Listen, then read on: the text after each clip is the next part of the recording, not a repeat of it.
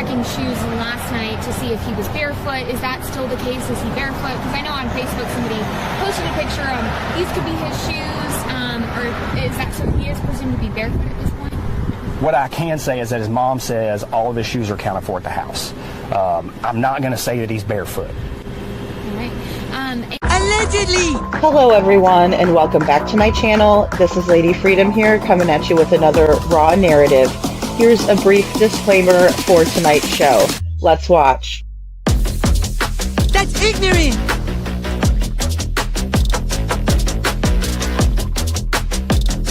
Allegedly, that's ignorant! Ignorant!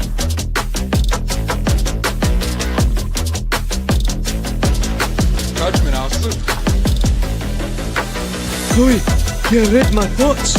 You've got the shinin. You mean shining? Shh! You wanna get sued? Come on, Judgment, Austin. You just use that shin of yours to call me and I'll come a-running. But don't be reading my mind between 4 and 5. That's Willie's time. Hey, yo, Bob. I love him when he does that. Let's watch.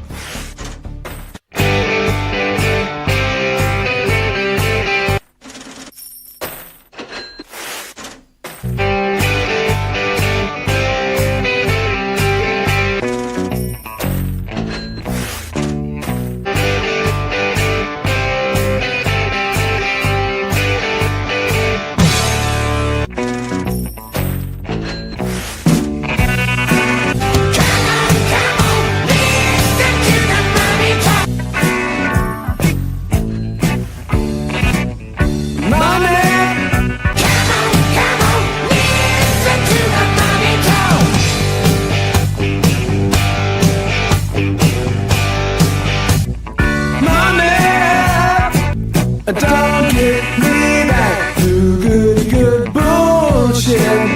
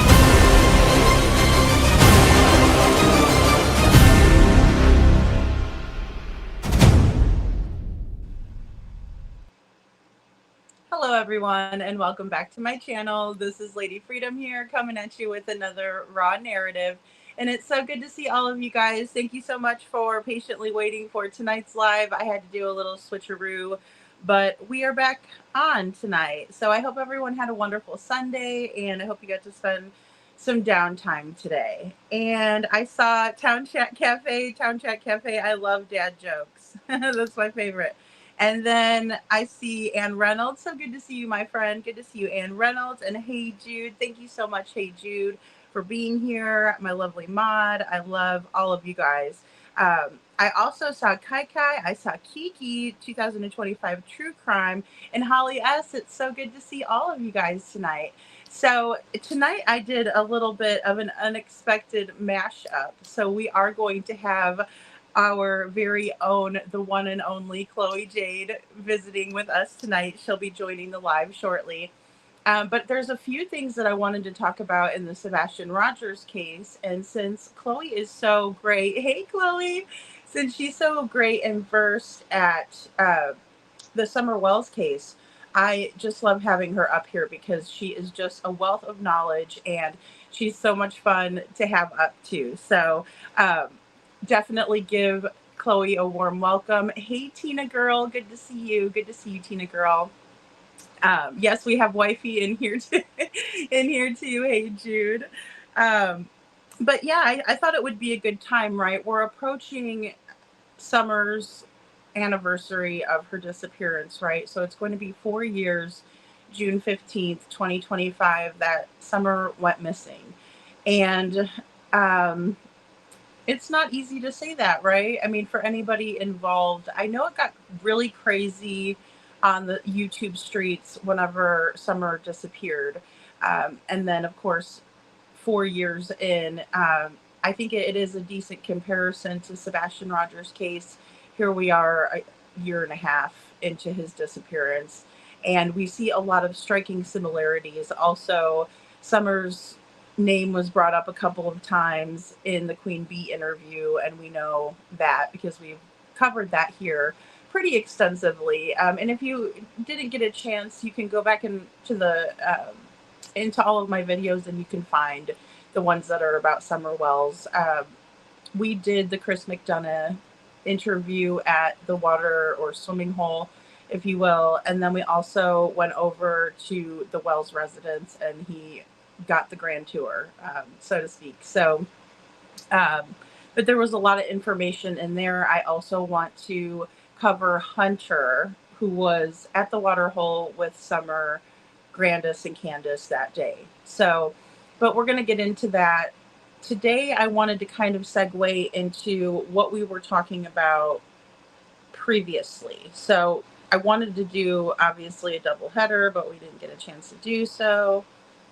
But we were talking about, which we've talked about plenty on the channel, but we were talking about narcissistic behavior and gaslighting last time.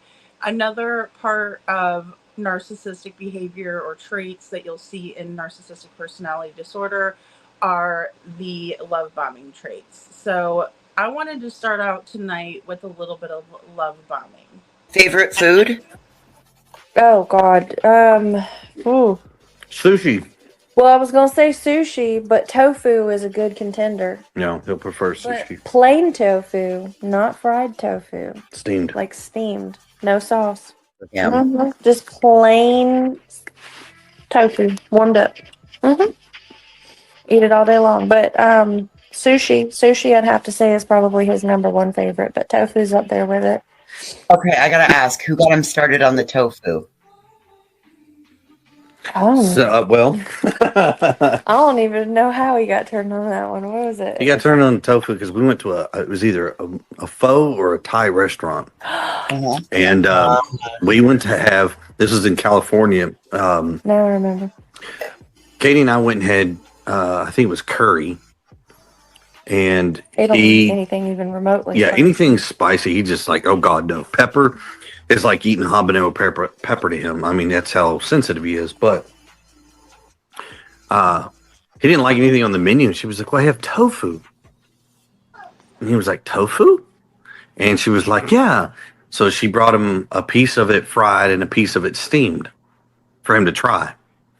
And he bit in the fried one, and he was like, ugh. But when she let him have the piece of that steamed, I don't think he could get it in his mouth fast enough, and that included the entire cube. It was ridiculous. But ever since then, he's been strung on tofu.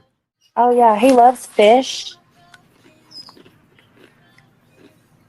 Like, if you offer the kid fish or steak, it's fish every time, no questions asked. Yeah. He eats pretty healthy. He likes his vegetables. He loves the little sweet peppers and bell peppers, and he eats. Oh, that's good for him then. Like squash and zucchini. I mean, Brussels sprouts. Oh my God! Every single time we go to the store, Mom, will you make Brussels sprouts? Yeah. Okay. That's awesome. It's really hard to get kids to eat like that. So that's Well, awesome. what's worse is I'm sitting here cutting them up, trying to prep them to cook them, and he's eating them raw fast as I can cut them. Like, I'm hot blooded. He prefers to be inside. And the inside stays pretty consistent. And But I that's will say cool. he absolutely loves going swimming. So I mean, he loves the summer because he can get out and he can go swimming. Oh, water, and, you know, baby. we can do more stuff. You know, Yep. we did a lot more of it when we were in California. We used to go hiking a lot. They have like, I know they have it here, but they have like waterfalls and beach Yeah. hiking and everything out there that we used to go to, and he really enjoyed that.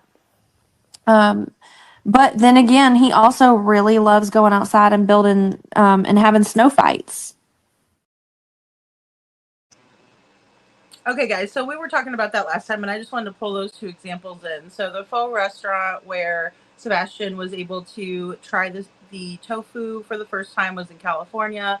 Also, the hiking in California, she says that we used to do a lot more in California. So we used to go hiking in California, even though there's still hiking in Tennessee, they don't do that anymore. And we see that very often in these relationships, right? In the beginning, it's always all of the fun stuff, right? Going here, going there, doing all kinds of great activities and family fun. And then all of a sudden, when they have you right where they want you, that all ends and none of that ever happens again. And you just always want to go back to those good times, right? So I just wanted to point that out really quick. Also, Katie talks about fish over steak again, right? Because I pulled in a couple of examples of this a while back when we were talking about the Texas Roadhouse and Sebastian, right? We're talking about the Texas Roadhouse and how Sebastian is at the Texas Roadhouse, but that's really what they serve there is steak. And anytime Chris would talk to, say, Terry Lynn or even on Smiley Stories World, he talked about the steak. Same thing with Duchess, talking about how Sebastian prefers to not eat red meat. So why would you go to a steakhouse for your choice of dinner when it's just you and Sebastian, Katie? It's just a question, and I'm just curious. So we hear her say fish. If he's offered fish, he will, or steak, he will choose fish over steak every time. No questions asked. So why would you even ask him? I mean, you're his mom. You know, it's not like he's sleeping over at your house for the first time. So again, just really strange. The conversation, the vibe was strange. That was the last time Katie came out and spoke, was back in May 23rd on Queen Bee. And then she waited until the year anniversary, and she's come out and spoke twice publicly on the news outlets, but not on the internet. Chris made his rounds at about the year mark, being very, very nasty. And, you know, I have videos on that as well. So,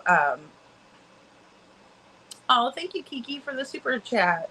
Kiki says, don't mean to interrupt, sent you an email of a picture. I've never seen it, kind of disturbing to me, meaning the mannequin in the woods when they searched. Yeah, so the mannequin in the woods is absolutely creepy. That mannequin, one of our friends that comes over, Perfectly Imperfect Boy Mom, she sent me the mannequin. It is, I guess, somewhat of a town mascot of sorts, and the mannequin is definitely off-putting, Kiki, but they do have it like right when you come into town. It's very strange. You know what I'm saying? It's like so strange. Hey, Sasha. All kinds of seafood restaurants in Hendersonville. Thank you. Hey, Jude, I didn't know that. Yeah, and I mean, if you like sushi, how come they didn't just go get sushi? Sushi is so fun to eat. Like, it's just fun no matter who you go. Like, it could be romantic, but it could also be just fun with your girlfriends, or, you know, my daughter and I used to love to go get sushi. That was one of our things that we always did. So I'll try to find one of the, maybe I could find a picture from when we went to Hibachi, but they also had sushi, and we didn't even get like the hibachi, we just got the sushi because they had really awesome rolls and stuff. And Sasha says, oh yeah, red meat once or twice a year. Thanks, Sebastian, for reminding me. I forgot about red meat. I didn't eat it or I don't eat it. Yeah, a lot of people don't. A lot of people choose not to eat red meat. So, I actually was one of them for a while. It is very strange. It's very strange. And I want you guys to pay attention to the shoes video I'm going to show you. This was really crazy because I was thinking the last time I watched the birthday video, I didn't catch this, right? When I posted it before, and even when we talked about it on a live, I didn't look at Sebastian's shoes and see, but I'm wondering what happened to this particular pair of shoes. And sometimes Seth will come in the chat, so maybe if he's watching or if he hears later, he can comment on the live if he doesn't have a chance to come over tonight. But I would like to know about these shoes. And so we're going to get into that. Tina Girl says they were so controlling down to even food. How horrible. I'm glad that you said that, Tina. Before we get into the shoes, let me play this clip for you guys, right? This is called Food. What's his favorite junk food? Anything chocolate? Anything with sugar in it. Nutella. Honestly, chocolate malt, extra malt. Yeah. So, him and my stepdad went out, and they wound up going to Culver's. I don't know if y'all have Culver's out there. It's like a burger joint, and they have shakes and malts and things like that. Well, my stepdad always had malts growing up as a kid, and they ordered it, and Sebastian didn't know what it was, and my stepdad ordered him one, and he got it, and oh my God, anytime we go to Culver's, can I get a malt? Extra malt? Chocolate extra malt? It's like, good Lord, kid. And I mean, he is a malt fanatic. He loves them. Katie, did you know that you can buy just that malted milk powder in the grocery store? It's going to be. You have it? Yeah, I make him milkshakes at home sometimes. Mm-hmm. I got you a better one. I quit buying Nesquik because the last time I got Nesquik powder, he just ate it with a spoon. He did that with the malt powder. Dude, you can't do that. I don't blame him. It's good. Just I mean, it is, but dang on, like straight to the spoon, just no milk, just ate it. I went to bed one night. I woke up the next morning, and I was like, "What the hell? Why is this container empty? What are you doing?" It's great. Turkey went out there and ate that chocolate. Oh no, he's done a couple of good ones where like so he knows like my rule is if you empty the jar, just throw it away. I don't care, throw it away. And then tell us we need more. Yeah, no. This knucklehead decided one night to eat everything out of the jar, put the lid back on it, set it back in the cabinet, put the spoon in the sink, and then he goes to bed. Gets up and you find it and you're like, hey, why did you eat it? I didn't. Yeah, and the chocolate is all over his face. Like, you forget to wipe your face? Busted. Man, like, yeah. Watch you. Dude, you're allowed to get a snack, but don't eat all the sugar in the world. You already can't sleep. Sounds like a typical teenager. Or something. Sounds like a typical teenage boy thing to do. All day long. Like, make yourself a peanut butter and jelly with, like half a teaspoon of peanut butter and 5 tablespoons of jelly. Jelly coming out all 4 sides on the bread. Mm-hmm. And then again, he loves peanut butter too, so. He's Swiss cheese. Good Lord, Swiss cheese. The child likes Swiss cheese. Ugh. Every single time we go to the store, Mom, can I get some Swiss? Can I get some Swiss? Oh, the only one that eats Swiss cheese. Like, yeah, but you're responsible for eating it, right? And like, not just any Swiss, like baby Swiss and lacy Swiss, like the worst, stinkier Swiss. And then he likes to come over near me and be like, and wave it near my face. I'm like, ugh. He tortures with cheese. Yes. Okay, guys. So there you have it with the food. So kind of some weird statements with the food. And that's not all of the weird statements with the food. That's just some of them, right, that I pulled in. So we hear the malt story. They introduced the malt and extra malt to us in the first interview with Holly Thompson, right? And it was the day after they went on Duchess for the Missing. And I have a clip for that in a little bit here. So they go on there and they set us up for this extra malt that Sebastian likes. And he just very well might like the extra malt. But that's not really my point. I just think that this story is kind of piggybacking on that story. And it's just something that is odd.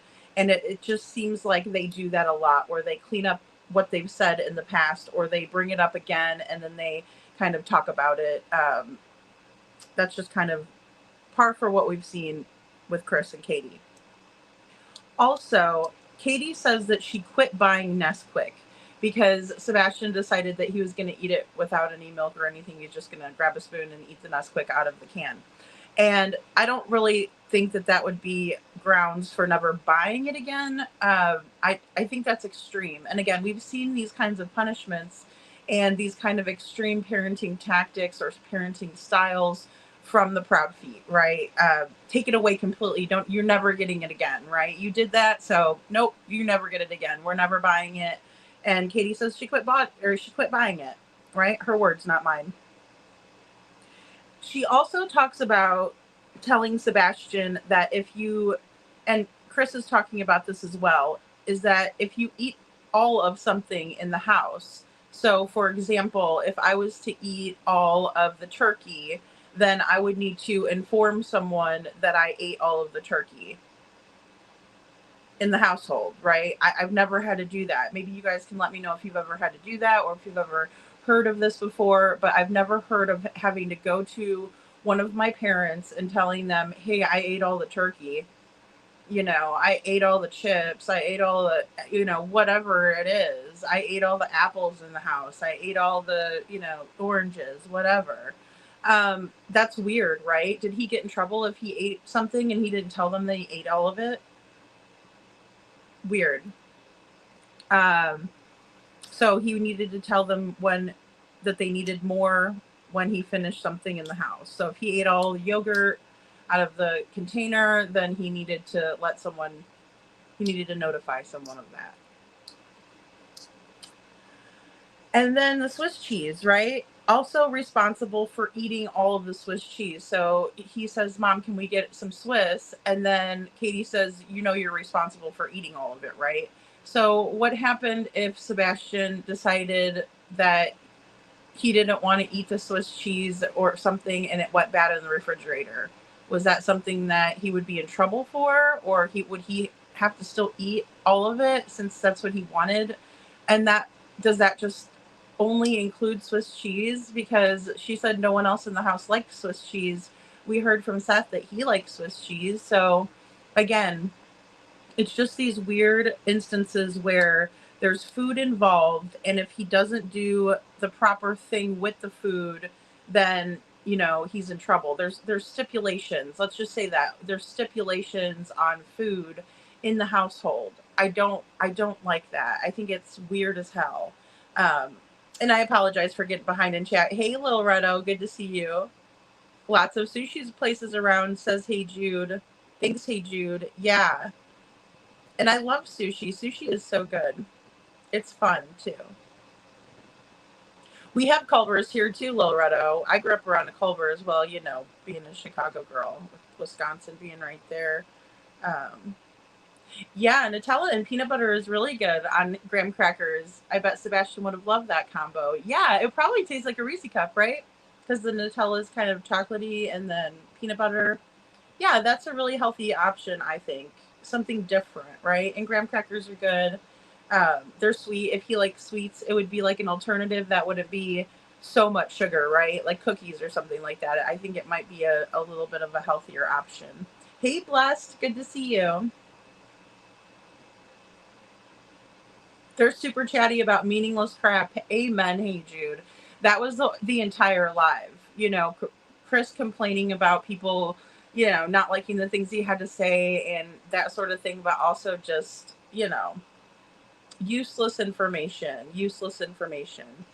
Nothing helping find Sebastian. Holly S says, I've always wondered why Terry was taking him out in the first place. You know, I think it was more or less to set up a good relationship between one of the parental units of Stepfoot, right? Because we all know that Kathy Bowersox can't stand Sebastian. She didn't allow him to go on the Disney trip, and she completely left him out as if he didn't exist, like the Cruella she portrays herself to be, right? That's the only thing I can surmise from that when you leave a child out the way she did. So Terry Bowersox, you know, and then Terry Bowersox didn't ever think that his coworker was going to come out and say, look, he would call that kid names in the break room and things like that, right? So I think it was like more or less like another kind of distraction, like, oh yeah, you know, one time, because he also said that Terry Bowersox took him to either a hockey game or some sporting event that Chris had paid for the tickets. Like we need to know. Like, who cares? Who cares who paid? But that's how a narcissist is too. They'll always hold that over your head. I paid. So what? You're a man. You're supposed to pay.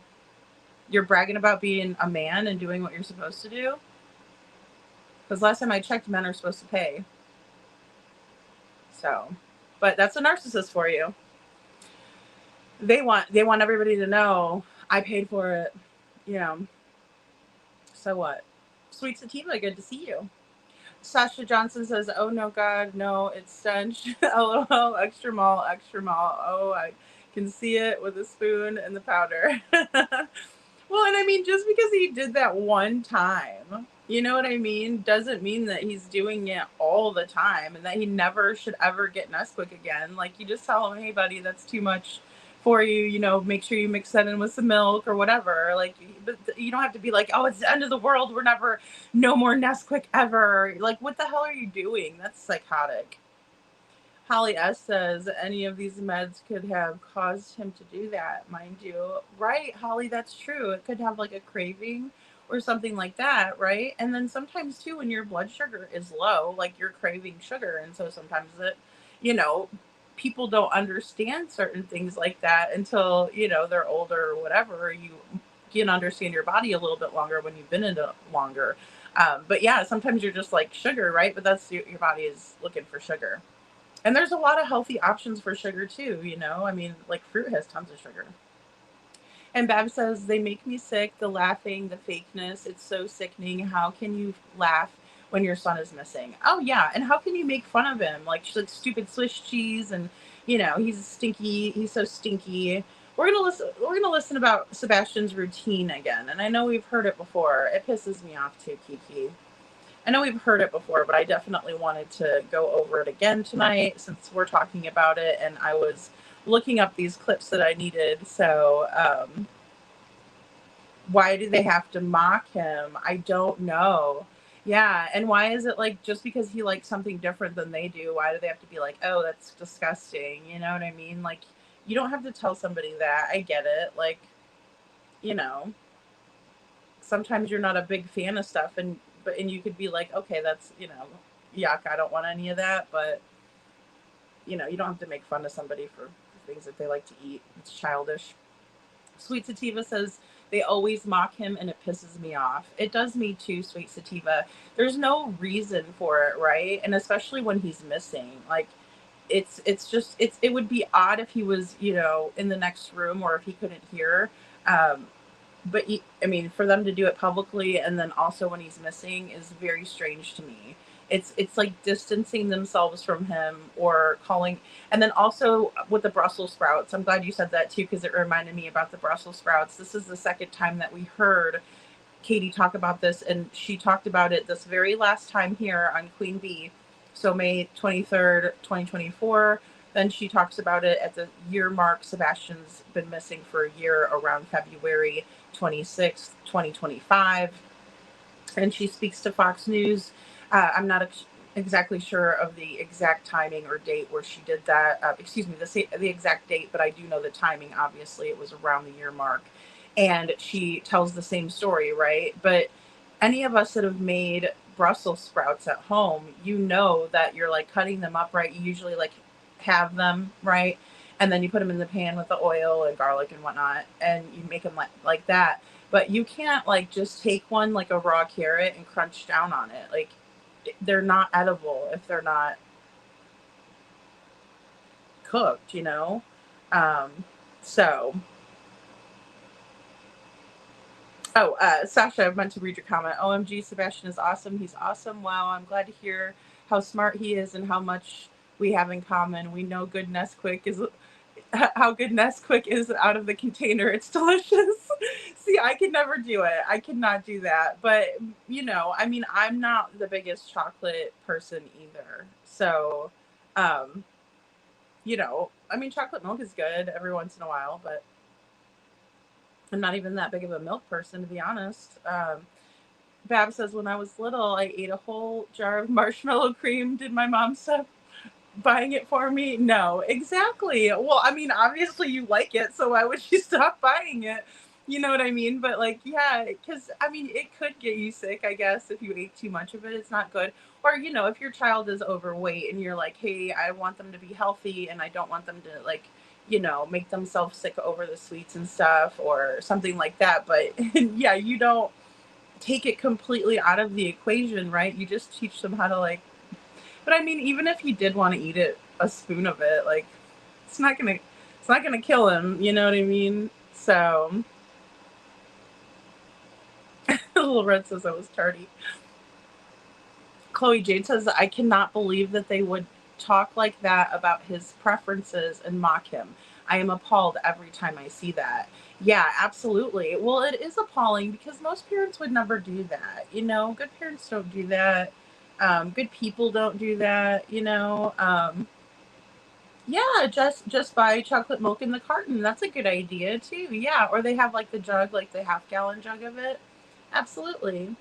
He also likes Yoo-hoo. You know, they were doing that. So, ooh, I love green olives. Gab says I also ate all the green olives in a jar. Never had to tell my mom that I ate anything. Exactly. I mean, you just isn't that weird? Like, that is weird. I mean, I can't understand why anybody would make that stipulation on anyone in a household because it makes you feel uncomfortable, right? It would make me feel uncomfortable even eating anything. And then what happens if I don't tell you and then I'm in trouble? You know, exactly. Lil Redo says, "Hell no! I would say fine. My child is tall and thin. Keep eating. Yeah, absolutely. And boys are gonna eat, right? Boys are gonna eat. They're gonna grow. All you know, even girls are that way, of course. But I mean, little girls usually they'll eat less. You know, I was talking to someone yesterday about the shoes, and then about because they have a boy, right? And I had a little girl, and so I didn't know. But she said, yeah, one day I did turn around and his shoes were like right there, or his toes were right there at his shoes, right? And so that happens with boys, I'm sure with the growth spurt and everything. But I'm not convinced about the growth spurt. So I'm gonna play this really quick. Let's see. Oh,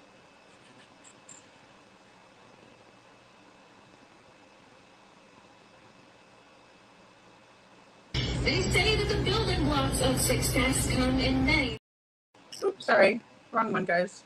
Sebastian does not have a history of running. I mean, the young man doesn't go outside very much. I mean, everybody in the neighborhood knows him. He is very to himself, so to speak. Um, Between the hours of 12 and 6, he has basically vanished. Walked out of the house, the door was locked and gone. He didn't take a phone. None of his shoes are missing. Now, you told me that night. Outside of grass, pollen. Right. We really don't know any other allergies. He's allergic to schoolwork, chores. Yeah, homework and All the chores. normal There's stuff. a serious aversion there, but um, He's a he's teen that. wearing deodorant. Okay. Well, Right. that's something that we'd been really, really working on because other people had been like, "Is he wearing deodorant, Mom?" And I was like, "I mean, I'm trying." It's a recent development too. I mean, Yeah. he's gone through a growth spurt, and it was like overnight I blinked and he had like a little mustache grow coming in, and all of a sudden he was starting to smell and his voice is changing and his hair's getting darker, like it's turning darker, which is why like in some pictures it looks brown but it's really kind of blonde. But and his eyebrows, he went from like just these like real light eyebrows to it was like overnight he got big old dark eyebrows. He's really coming into his hormones, and over literally I think he grew an inch in a month. Did his feet grow too? 2 shoe sizes. Oh my That's why God. in the beginning there was all that talk about the shoes, and it was like, how does she know, like how do you know, like well because he literally just outgrew them all. And we were in the process of replacing them. We started off with, an immediate, a new pair of shoes and, a new pair of boots. And, we didn't buy sandals yet because it hadn't turned warm yet. And so I told him, I said, Right. when the weather gets warm, we'll buy them then because who knows if you're going to grow more in another month. But, I mean, he literally like, it was like he went to his dad's. And then not even a week later, he's like, Mom, my shoes don't fit. And I was like, but those are new. And he's like, my toes are in the front. And I was like, oh Lord, get in the car. Oh, it's so Yep. crazy. So crazy. Like I was not ready for puberty at all. Either.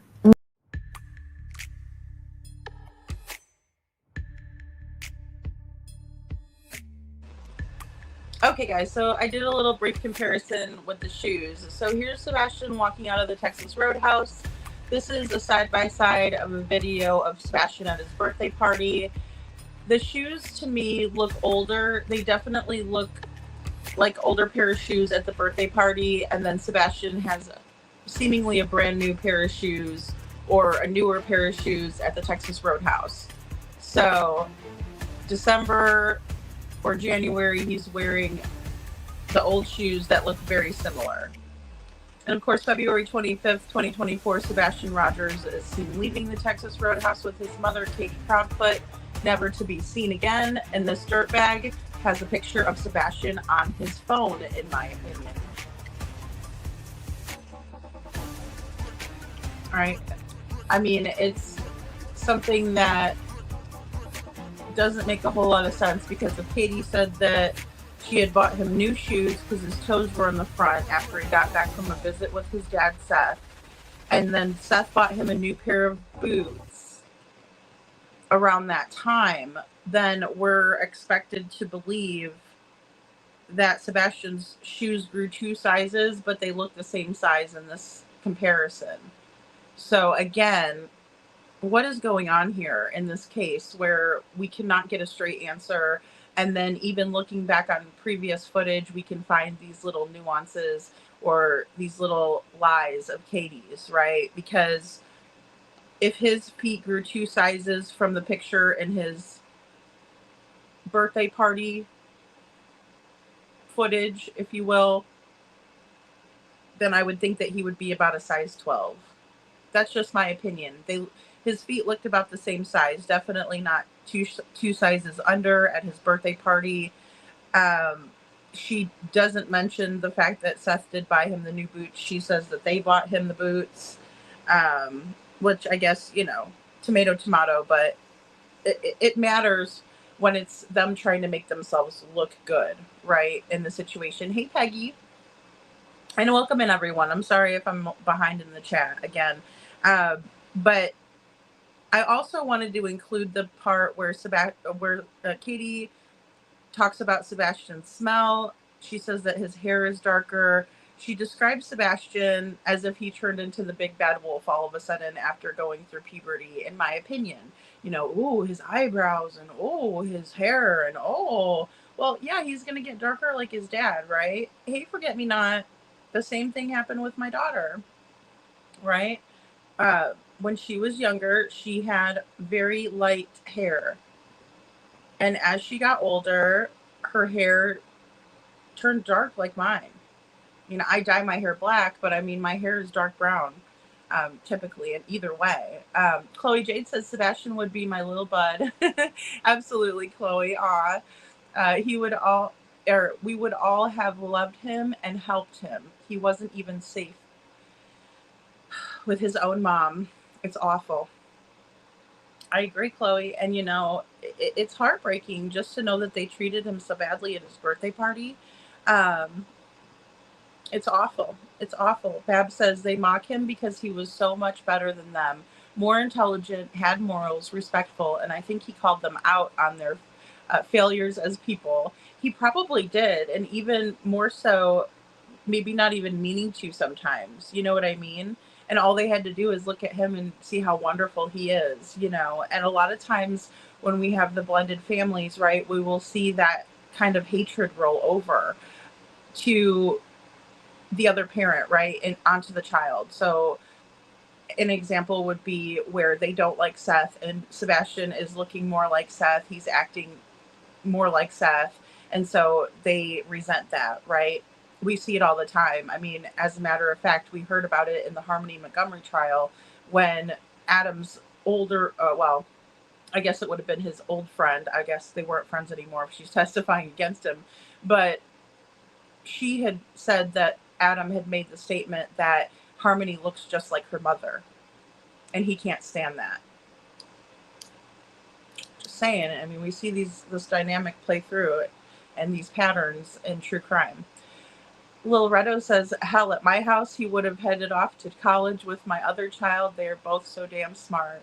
Absolutely. And he has his whole entire life ahead of him to do that at the point of him leaving the Texas Roadhouse. And what happened to him? Where is he?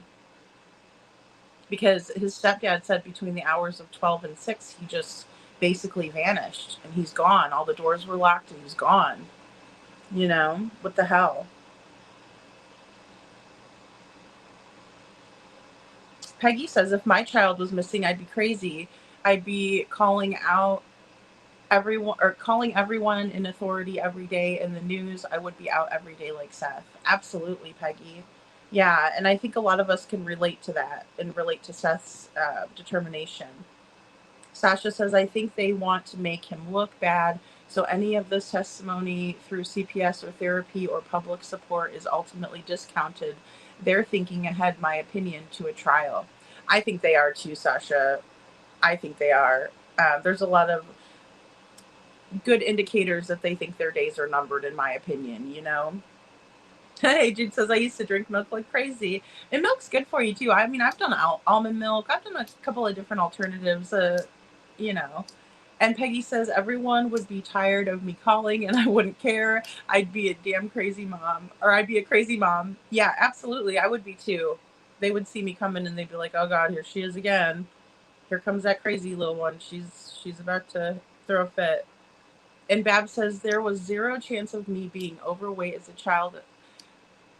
I was outside all the time, running, racing, bike, kickball. Right? Exactly. Absolutely. And, you know, we hear that Sebastian was never outside, right? He stayed inside.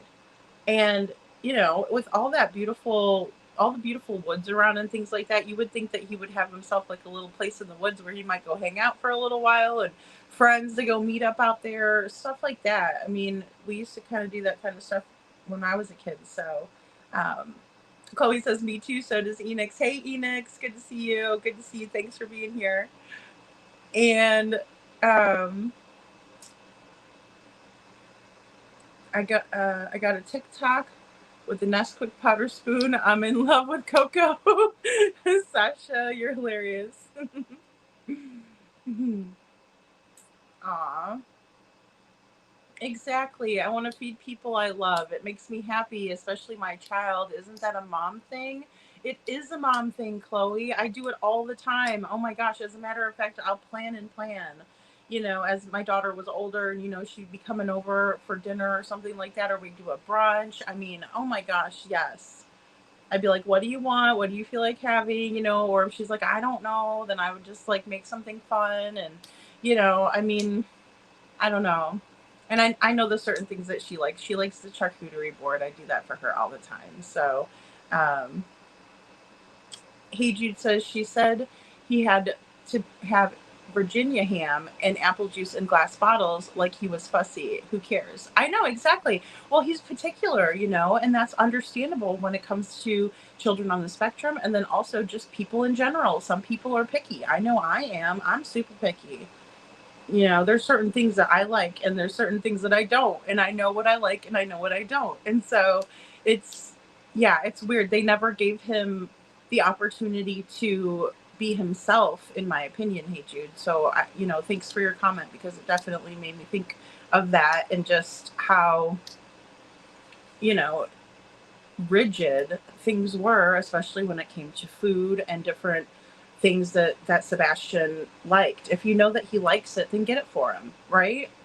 I mean, I'm the type of person where if somebody tells me what they want and is very direct about it, I love that. You know, like, you want this specific thing? Okay, perfect, because I know that I'll get that every single time and no questions asked. It's going to be fine. Everything's great, right? And you're happy. I'm happy if you're happy, right? That's just kind of how it works with moms. And, you know, you want everybody in the house to be happy.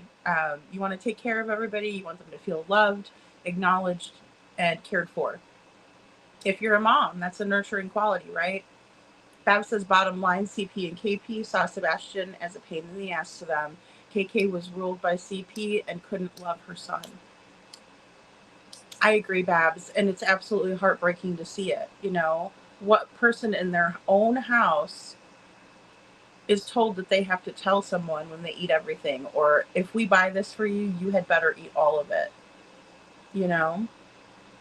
No one knew him, such a liar. Yeah, no one knew him. Bobby the neighbor says there was never any toys outside, no indication that there was even a kid there. Hey, Ann Brock, thank you for being here. She says, I hope Sebastian is found soon safe. I do too. They messed up with the shoes, Sweet Sativa. And every day in the intro when we're up here, I play it from Craddock. You know, he says his mom says that all of his shoes are accounted for, but I'm not going to say that he was barefoot. Where are the shoes from his birthday party? Because they look very similar to the ones that he's wearing, size-wise. And even a little bit with the style, right? Kind of like a white sole, and then the rest was like a darker color. I don't understand why Sebastian hasn't been found yet either, Anne. He doesn't do much because Katie and Chris isolated him and controlled his every move. I mean, even down to food. It's just so sad. And here's a clip really quick of Katie talking about Sebastian's birthday, and then I have one more on Sebastian's routine. So let me go to this real quick. Well, it's like the picture with him in front of the big trophy. That was a thing that we took him to for his birthday, and we let him pick his team. And I'll be darned if they didn't win. Well, it was one of those game like experience things. So you go in and it's like you're on a game show because he loves watching game shows on the Game Show Network. He's obsessed with Family Feud. Get after my own heart. Mm-hmm. Loves Family Feud. Hell, he watches Wheel of Fortune with me. He don't never guess the puzzles. But I'm trying to remember the name of the other one that he likes watching. It's the one with the whammies. Press your luck. Press your luck. Press your luck. He likes that one too.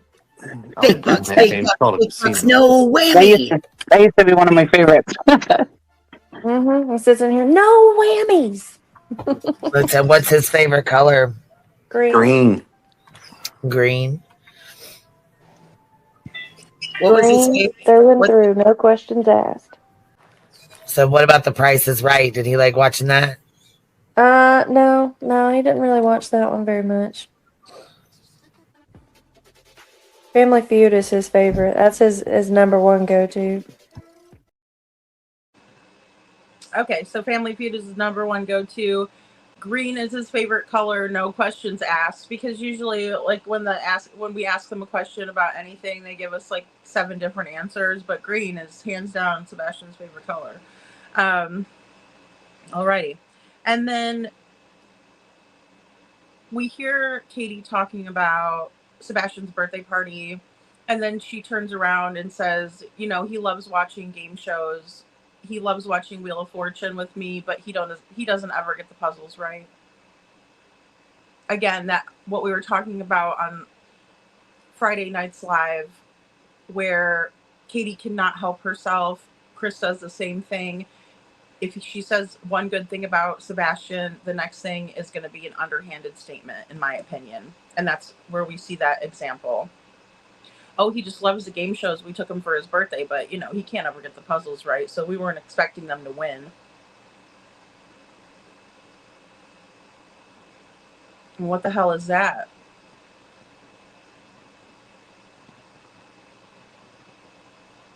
Giggle, giggle, so happy, says Hey Jude. His hair is darker, but it's really kind of blonde. Interesting. Zebra stripes or something. Well, and you know, and it just kind of changes over. I mean, like I said, my daughter's did. It, you know, now her hair is really dark like mine. She is on Queen Bee's Sweet Sativa, so May 23rd, 2024 on Queen Bee with Chris Proudfoot. And when she says that comment, that underhanded comment, you can hear Clue kind of clear her throat, right? Like, what the fuck? You can't tell me she wasn't saying what the fuck to Katie on that. She just was, you know? Oh, Chloe, I'm sorry. I thought I sent you that link, girl. Make sure here. Okay, it's the one that we... oh, how cute, Chloe. It's the one that I sent. I sent it over.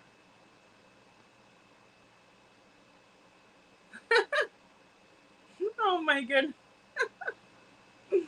That's hilarious. But yeah, if you need me to send you the other one, I will, or another one, I will. That is such a cute picture of your daughter eating sushi. Aw. So cute. It is so fun to eat sushi, I think. And Bab says, Katie, seriously, he's a young teen, a young man growing up. You hated him, in my opinion. Yeah, I mean, they're just all of the things she would say about him, right? And then going back to saying that he smells, right? Let me just do this. Let me get this other link. And then I'm going to play this one really quick before we have Chloe come up. Because it's my last one. Perfect timing, Chloe. He's weird. Like when he first got glasses, it was really difficult to transition and to get like accustomed to that. He's been in them for years and years now, so he's used to it. But like hats, he likes hats, but he can't stand wearing them. Okay. So he tries, but he only manages to wear them for like a few minutes, and then he's like, "Yeah, I'm done. Get it off me." Would he prefer like sweats over jeans? Or shorts over pants? He likes shorts over pants, but once he gets transitioned into pants, so like in the fall, once the weather turns and it's, you know, no longer acceptable short weather, once he gets used to wearing pants, it's not a problem. He wears them every day without a question. But it's the transition. You know, so like when the weather starts getting warm, he'll start when he can start wearing shorts again, and then that's all he wants to wear, if that makes sense. So for him, it's. Well, you know what? I got the same thing with money. I love collecting it, but I hate spending it. So. I agree. Agreed, right? No, for him, I don't necessarily think he had like a significant preference of pants over shorts, so much as it was whatever he's accustomed to wearing. Right. So like once he transitions into pants, he gets used to just throwing pants on every day, and he doesn't try to wear shorts. Vice versa. Like even at night, like so it goes fluid. So like he'll wear sleep pants when he's in the wearing pants phase, and then when we transition back to shorts, he actually starts wearing shorts to bed too, like his pajama shorts and stuff. So he tends to be reasonably consistent. Mixed answer on that. So overall, yes, he does much better when he is on a regular routine. And thank you. So like for getting up at about the same time every day and having the same routine to get up and get ready to get out the door, and nighttime routine, taking medicine, taking shower, getting ready for bed, same thing in the morning, getting up, brush your chair, brush your teeth, put your clothes on, make your bed, take your medicine, get your backpack, are you hungry? Do you want to take food for lunch, or do you want school lunch? That type of thing. And then, he leaves at the same time every day. But at the same time, it's like after school, once, if we've got to go to the store, it's not a huge problem if it's all of a sudden like, oh no, we need to run to the grocery store, so he's easily able to do that for the most part. So yes, he's able to just like go run some errands and things like that, but he's also, for the most part, we try to keep him on a regular routine so that he functions better. If you have sporadic bedtimes and everything, then he starts having more difficulty with being on track and on task and everything, or he doesn't really sleep very well.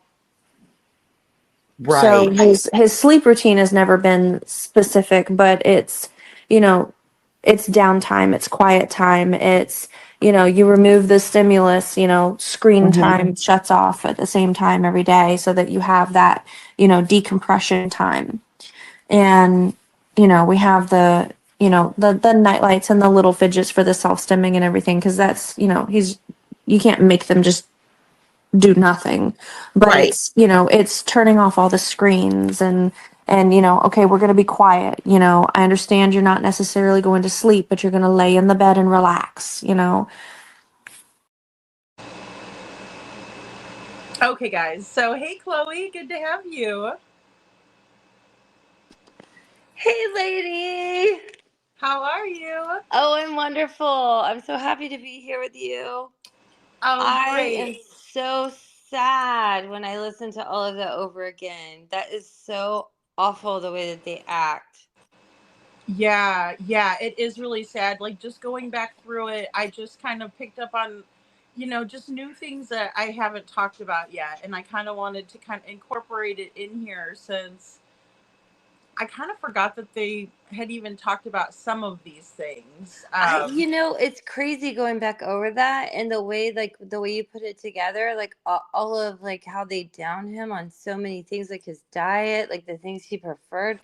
I mean, I would be proud of my child. I was proud of my child when my child wanted Brussels sprouts or wanted to eat healthy food. Me too. I wanted to feed my child all the time. That's like, I mean, that's what you do as a mom. Exactly. Well, my daughter was really hard, like with vegetables. She was definitely like a meat and potatoes girl.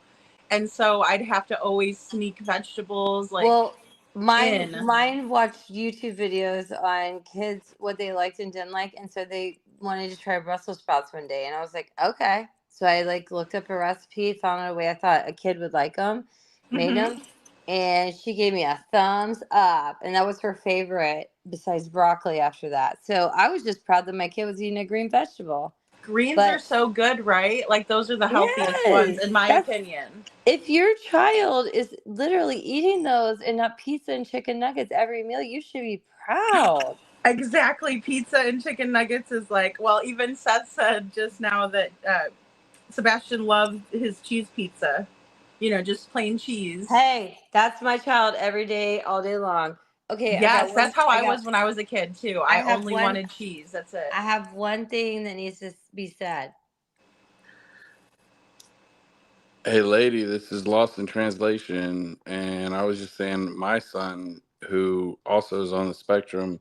Anytime he wanted to eat something, I would go and buy whatever he wanted, and I was just happy that he was eating. I mean, whatever he wanted, I'd support him. As long as he was Sure. eating and growing. So Did he have like a sensory issue, like with certain foods? certain foods, certain texture. He'd be like spicy this, spicy that. I'm like, whatever you want, I'll buy. I stocked up on it. As soon as I stock up on it, though, he'd switch on me. So I'd be stuck with a lot of groceries. But it didn't matter because I did whatever my kid needed because that's what a parent does. That's right. That's what a good dad does. I love having your perspective. Thank you. Yeah, Phoenix is sitting here with me. So being that he has experience here, he wanted to interject a little. So I hope you don't mind. No, I love that because, I mean, I always think, especially, from the mom's perspective, obviously, because I'm a mom, but then dads, in this case, I've really, gotten more feeling of connection with the dad in this story. You know what I mean? In Sebastian's story. Seth would say the same thing. I'm sure Seth, I saw he was in chat. I'm sure Seth would say the exact same thing, right? Yeah, well, he said that he did ask Sebastian to let him know about things so they didn't run out, and I understand that. I felt more like it would maybe be an issue at the other household if he didn't tell them right away or something. You know what I mean? I just kind of made that connection today. And I don't know if it's because I'm overanalyzing. No, I don't think there is overanalyzing in this situation because everything we see every time we see these interviews, I mean, it's more appalling to me, in my opinion. I don't know, but that's just my opinion. I think that's what it is for me too. Like, because I'll just go back and watch and be like, "Oh my gosh, really?" And then, "Oh my gosh." Hey Jude. Lost in Translation is one of my best friends here, and it's just somebody that it has experience with, a child with autism and a lot of sensory issues and whatever. So I don't think Jude is like, who is Lost in Translation? No, I'm so glad. No, because I think that's awesome. Now, how old somebody is your... that has quite insight into this, just for the aspect of like an insight coming from a father, A like dad's Seth would have. perspective, A dad's perspective. Yeah, dad's perspective. Like a dad's Seth. perspective, Like Seth. right? Yes. A single dad's perspective, actually. Oh, see, that's fantastic. Now, how old is your kiddo? 26 now. 26 now. Okay, so wow. So you've been through the whole, age range, all the age All ranges. the age range, everything, and he is the best son I could ever ask for. He's awesome, and he is the best.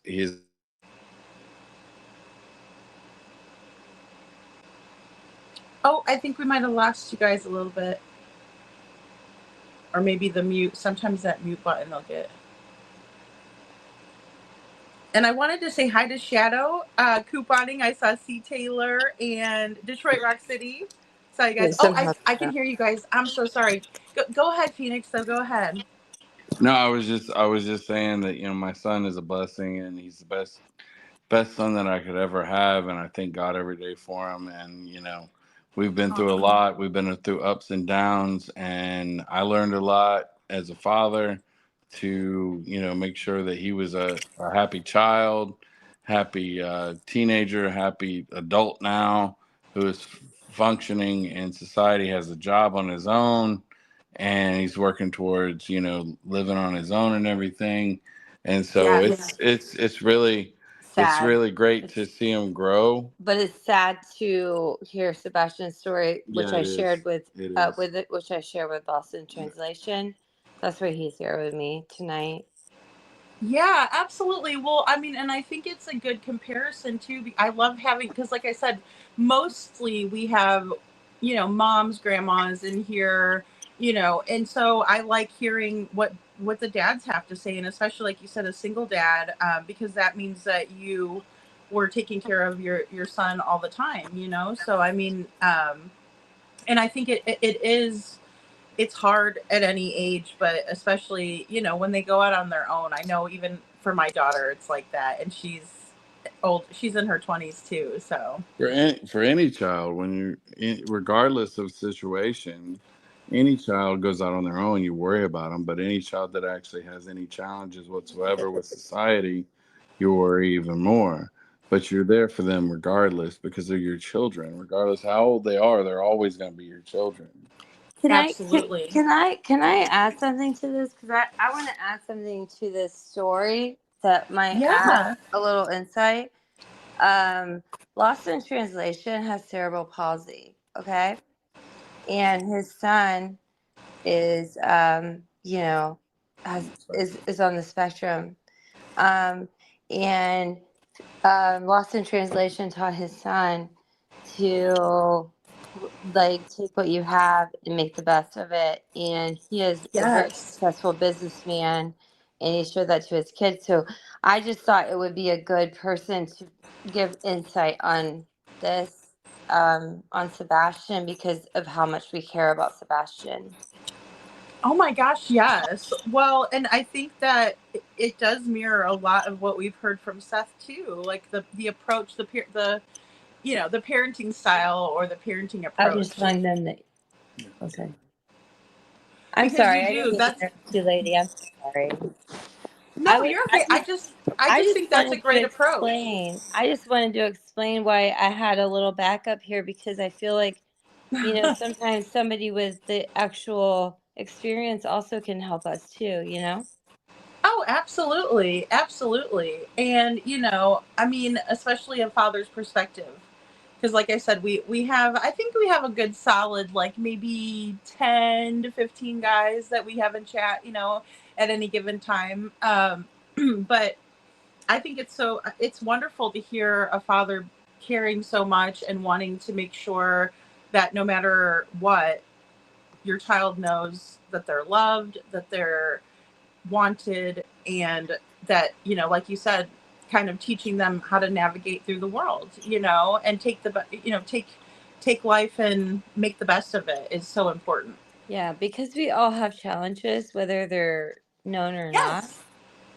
And I do believe that we have to like learn, Lost in Translation is saying, like, he wanted his son to, learn how to be functioning in society. I'm sure that's exactly what Seth was doing his whole life, but he was Yes. hindered from the other side of the family. Well, and that's really kind of the way that I perceive it as well, you know, because the reason why I say that is because sometimes it just seems like so kind of mean and underhanded. Like, okay, Sebastian, you know, was growing, and we all kind of go through that, right? Where we're like, wow, we really need to wear deodorant, right? Where we weren't when we were younger. All of a sudden, it's like, wow, that's like a necessity, right? Especially when it's hot, or like when you go to school and you do PE and stuff like that.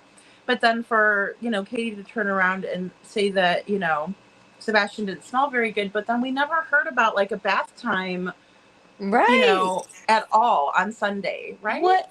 Right. Okay. So your child isn't smelling good. What, as a mother, then don't you make sure that they shower and that they have good hygiene? Isn't that your job as a mother to teach, or as a parent, regardless, like either side? I'm not saying a mother, but either side. Like, so how could she blame Yes. that on anyone but herself? Well, and I don't think she has that self-awareness that makes her She realize that that doesn't. sounds bad, you know, Yeah, like you're that. correct. You're Yeah. absolutely correct on that point. Yeah, There's because then she like talks about the routine, but she says that like she makes him make all of these decisions in the morning. I'm interested to know what you guys have to say about that, just mom or, you know, and dad perspective, because to me, I feel like that's a lot for just an hour in the morning to be like, do you want to take her by? Do you want to, you know, make your bed, take your meds, take, you know, get your backpack, you know, all this stuff she's described. What do you well, all think of that? I'll be honest. My child is on the spectrum and ADHD and other disorder. I don't want to go into all the details, but I will Sure. say this, that we made lists at night, and Mhm. if we didn't get up at a certain time and I didn't make breakfast and like we packed lunch together, we did all these things together. If we didn't get up 2 hours before I had to leave, there would be a meltdown. And like for me, I can get up Sure. and like, leave the house in 30 minutes, right? But Same I here. knew what my child needed when they were growing up. Now they're 20, okay? But I also know that children, they need routines, and when they have certain, like, like my child being on the spectrum, being ADHD, they needed structure and routine and Mhm. to rely on it. They like knew what time they were doing everything. They needed that. So as a parent, I just don't understand why or how you just are so careless with your child as Katie was. Well, exactly, and especially if people are complaining or something like that, like she said. But I just almost don't believe her. But then again, if she's not incorporating any type of, you know, I shower don't believe routine for the I don't week, believe her. I no, from all of the accounts that I've heard from other people, she's a much different person that she portrays herself on these interviews. I mean, you know that too as well, lady. sure. Oh, absolutely, absolutely. Well, what, and then I mean, on top of that, I kind of think about, you know, And Sebastian was such a beautiful child, and, like we Lost in Translation and I were watching before I came up, and like how he's wearing his Vans. He looks like a skater kid. Like he was adorable. oh my What gosh, I about know. him? What about him would make them even act like that towards him? Like it's awful that they ever downed him for anything. For anything. I mean, I especially your hate it. parents. It It's makes me bad enough if so school's mad. horrible, you know? He looked like a straight up '90s skater kid with he had the Yeah. beanie cap, he had the baggy jeans, he had the It's cute. Vans. I So mean, cute. I dress like that now, and I dressed like that back in the '90s. So Yeah, yeah, Sebastian was a cutie. Like Aw. nobody looked at him in any weird way except for the two of them. Exactly. And even his teachers adored him. Exactly. His He was teachers adored amazing. him. Adored him. Just Every account I've ever heard about Sebastian is how amazing he was and how good he was. I mean, honestly, and he was obviously very handsome. I agree with C. Taylor, Hey Jude, all of you guys. yes. And it really makes me upset that you would pick apart your child. Like when I rewatched that tonight, what you showed, it just made me so angry. Like I'm so upset. I'm sorry. No, it's okay. I hate to do that to everybody, but I just want to put No, it into no, it's perspective, good. you No, know? it's good you're showing this. That's what I'm saying. I am so proud of you for like getting up there and going back over all these and showing them again. So we all are getting pumped back up and like looking at this because this is so true. Like this is wrong. There has to be something has to be done soon. Like something has to be found out.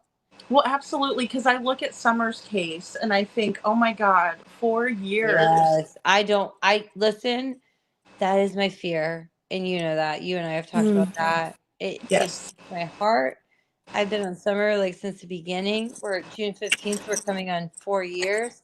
It's awful. Well, thank you, Chloe, and thank you, NHGG too. You guys are so sweet. Oh, Um, we love you. Everybody loves you, lady. Aw. Well, I love you too, and I love you guys because I mean, I know that it can be daunting looking at these interviews again, but I love how it does kind of stir things up a little bit more too. Just seeing it again, I maybe like, not from the whole live perspective, but just these little well, clips that kind of give us an insight. I'll be really honest. I love to go back to the beginning and watch the beginnings, right? I like to go back. Yeah. I like to watch it over again because the more and more I watch some of these like interviews or hear some of these statements, the more it brings out red flags to me.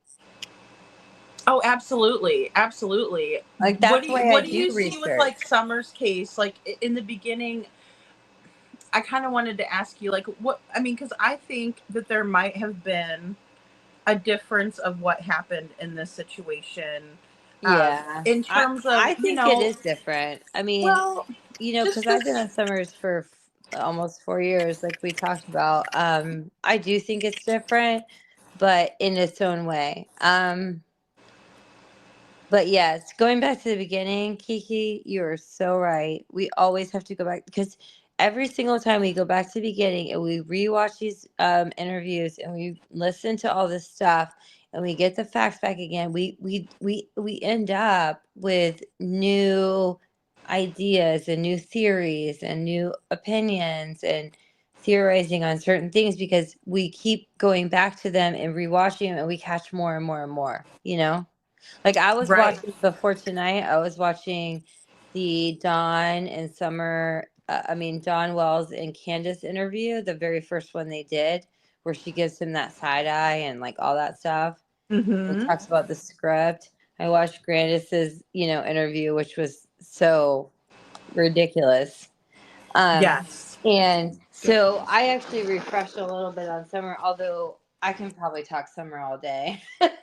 I But know, I know. That's why I wanted your perspective because, like when we look at, the barrel, right, for sale, that's a still from a video where Summer was, innocently dancing in front of this barrel and someone is, do yeah, you for know who is sale. For filming? sale. Look, For you have it sale. circled. I just saw that you have it circled. Oh my God. Dancing in a dress. That's disgusting. I know, and her little hair so short, and then that was really when Oh, her hair was so and cute as a wait little till it's pixie. shaved. And then you show the pictures of her shaved freaking bald. And it was done 3 times. Because I have Ugh. looked over these photos. I'm a hairstylist. And the very last photo, her brothers had longer hair than her, and it was shaved to her scalp. The very last photo of her. Oh, I got it. Let me go. Let me get Yeah, it. you have it. I know you have it. Show it. See. It's her Here with her she two is. brothers. This is the Her milk, two the brothers. milk jug. Yeah, and then there's a one at the horse Little pond angel. with her brothers.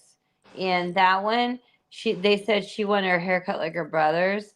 And she's literally standing next to her brothers, and they all have longer hair than her. And her hair was shaved to the bald, like to the Ugh. scalp. I think that was the last photo of her at the horse pond. Oh my gosh. I mean, and see, and that's, if people just Jude look. knows all this. Hey Jude, pipe in on the I can't see your text if you're texting, but Jude has got this down too. Yeah. Yeah. Oh yeah. See, that's where I got the barrel was from Hey Jude. I didn't realize, because I saw it on Dr. Phil, but they didn't show it like this on Dr. Phil. I could probably send you the video of it if you want me to, with her Oh dancing. yeah. I'll find it and send it to you later. Yeah, absolutely. I mean, because we're definitely going to talk more about Summer, and I also, of course, with her anniversary coming, I really want to, highlight her story, and what happened. I definitely think, especially on the anniversary, we definitely have to do like a really good, like just kind of something for the show because it's coming up. Absolutely, I would love to have you up again. And it's like, I mean, in the digital age, it's a little bit different, right? So when we talk about like kids who have been abducted in the past, right? Sometimes these abductors will be like super manipulative, right? And be like, "Oh, I have a dog and I'm looking for him. I need your help." And they might snatch a kid up. But now it's like really gone digital. Yeah, or it could be like Don and Candace, and they have 20 dogs, and all of a sudden they just went on vacation for the day. Exactly. I'm sorry. I'm sorry. No, you're I'm right being though. sarcastic. I'm being sarcastic. Well, I it's so okay apologize. because, girl, I mean, it's very odd. I mean, we see these, because I've exhausted a lot of different theories, I think, Well, and I mean, like you Chris know, McDonough when he showed up there. I mean, I said that in chat earlier, but like you brought that up. Chris McDonough did. oh, I'm sorry, Chloe, you're cutting out again. I'm so sorry, hon.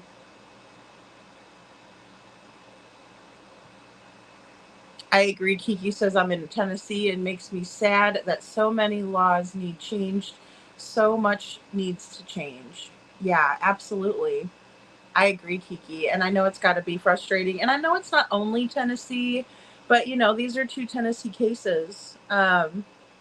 She's such a beautiful little girl too. Oh my gosh, isn't she just adorable?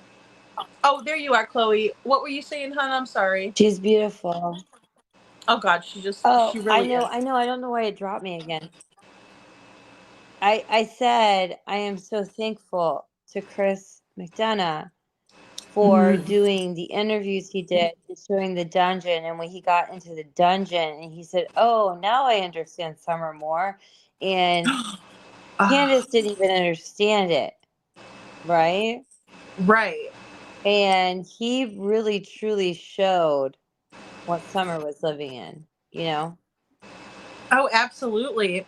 So And I she will, she and then didn't the notice. Brandis You're right. interview where she talks about the script, Candace talks about the script. Like, I mean, come on, we can just go on. Oh, Dobbs, Dobbs, Dobbs. Oh boy, my opinion. Okay, Sasha, I hear ya. I see ya. Um, well, we also know about um the parties that we're having had at their house and all of the other things. I mean, we can go into this a lot, but I don't want to take away from Sebastian because I love Sebastian and I know that that's what you're here for. We can No, totally do a I show. love that you know so much, and I love that all of the people in chat have such a wealth of knowledge on Summer too, because like I said, I've only really was more of a mainstreamer when it came to Well, Summer's case. I think Hey Jude and I actually probably came to YouTube because of Summer.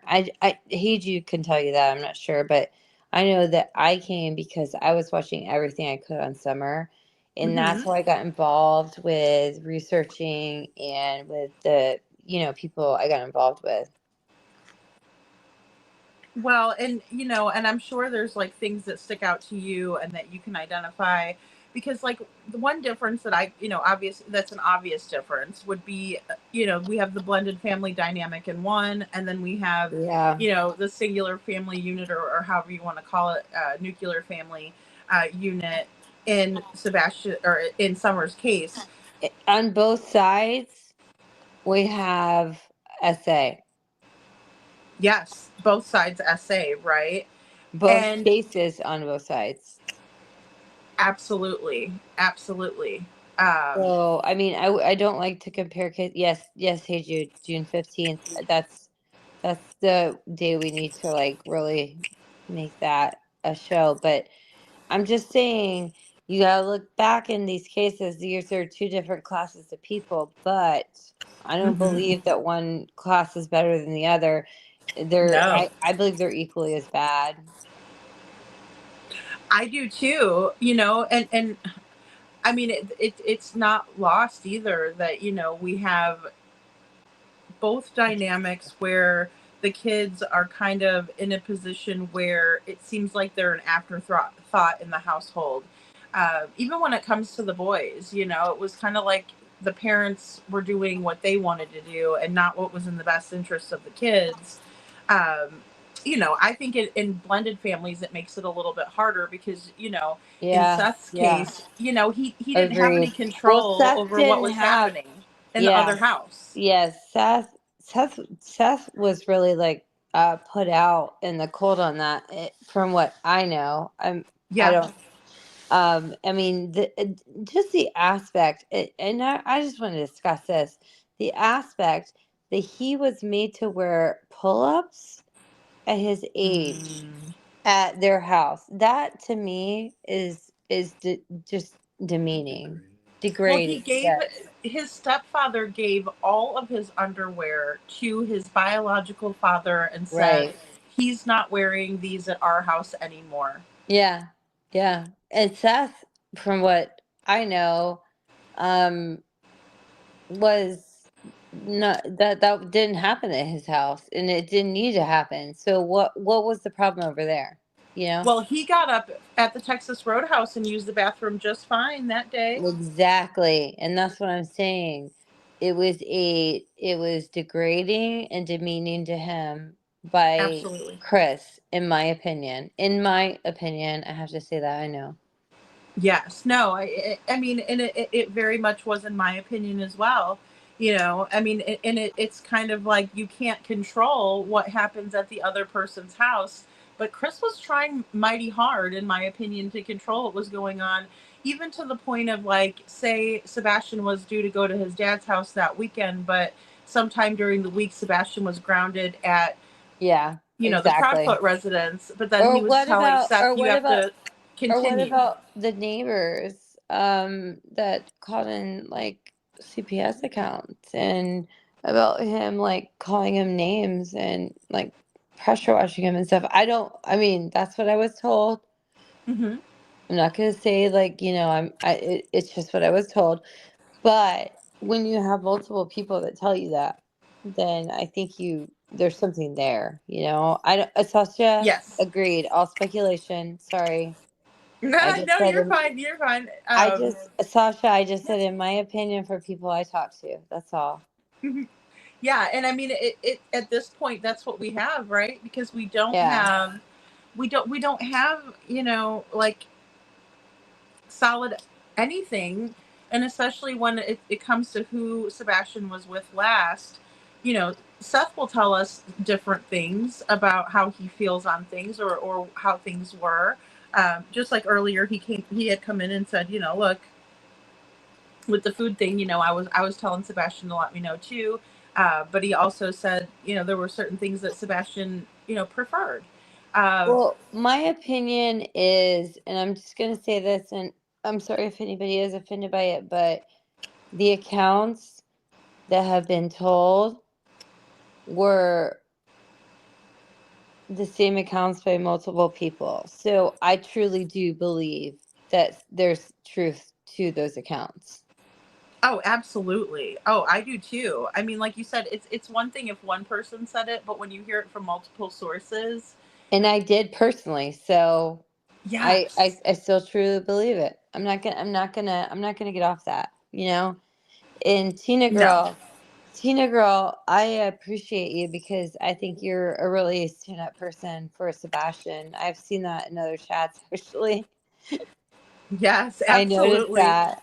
I noticed that. So I just wanted to say that because I don't know Tina Girl, but I think you were another chat I mod today, and you had some good comments. I noticed. Yeah, we love Tina Girl. She's got the best comments, and um, what? Another thing I meant to bring up when we were talking about the essay factor. I was listening to another podcast, and someone brought up something really interesting that my mom used to say, and it stuck with me. And they brought it up yesterday. About not making the kids kiss or hug anyone that they don't want to, because kids have kind of like a set, I mean, it's just like any of They're us. We like have an animals. intuition. They're like animals because they have a natural intuition that hasn't been jaded yet. So you always Yes. trust animals and children, in my opinion. I agree. I agree because, and because we grew up kind of in a different way, where it was like, oh, give Uncle so and so a hug and a kiss, and maybe you didn't really want Uncle so and so to give you a kiss, Yes, right. And I don't mean to just only blame that on a guy, because I know there's women that do the nasty stuff Oh, too, and that are absolutely. predatory, like Candace. Do you think Candace was predatory Oh, towards Hunter? yes. I do. Oh my gosh. I actually think that Candace is oh, I can't. Okay. I want to say, oh, I can't. I don't even know what to say. Candace is just and I can't respect her as a mom. I think she's not a good mom. I think she allowed things to happen to her child that shouldn't have happened. Right. I'm just gonna stop there. Okay. Right. No, absolutely. I really got that vibe, because I still haven't made my mind up completely whether I think Summer was maybe trafficked, or maybe if something had happened to her at one of those parties or something like that, or I that made it to where she was going to or tell, or maybe she or did it was tell. elimination murder. Yes, exactly. And Elimination murder or traffic. Those are or my only two. those are my big two right now. And so at this point, I'm still trying to figure it out. But when I saw the interaction with Hunter, I mean, Chloe, Hey Jude, so I did true. not like that at all. No. Lost in translation believes trafficking more than Trafficking? anyone else. Yeah, I flip flop on a daily or on a depending on what I see as to whether it was trafficking because of money or whether it was elimination because CPS was coming back to investigate. But they said CPS closed the case, which they did not. So we know that.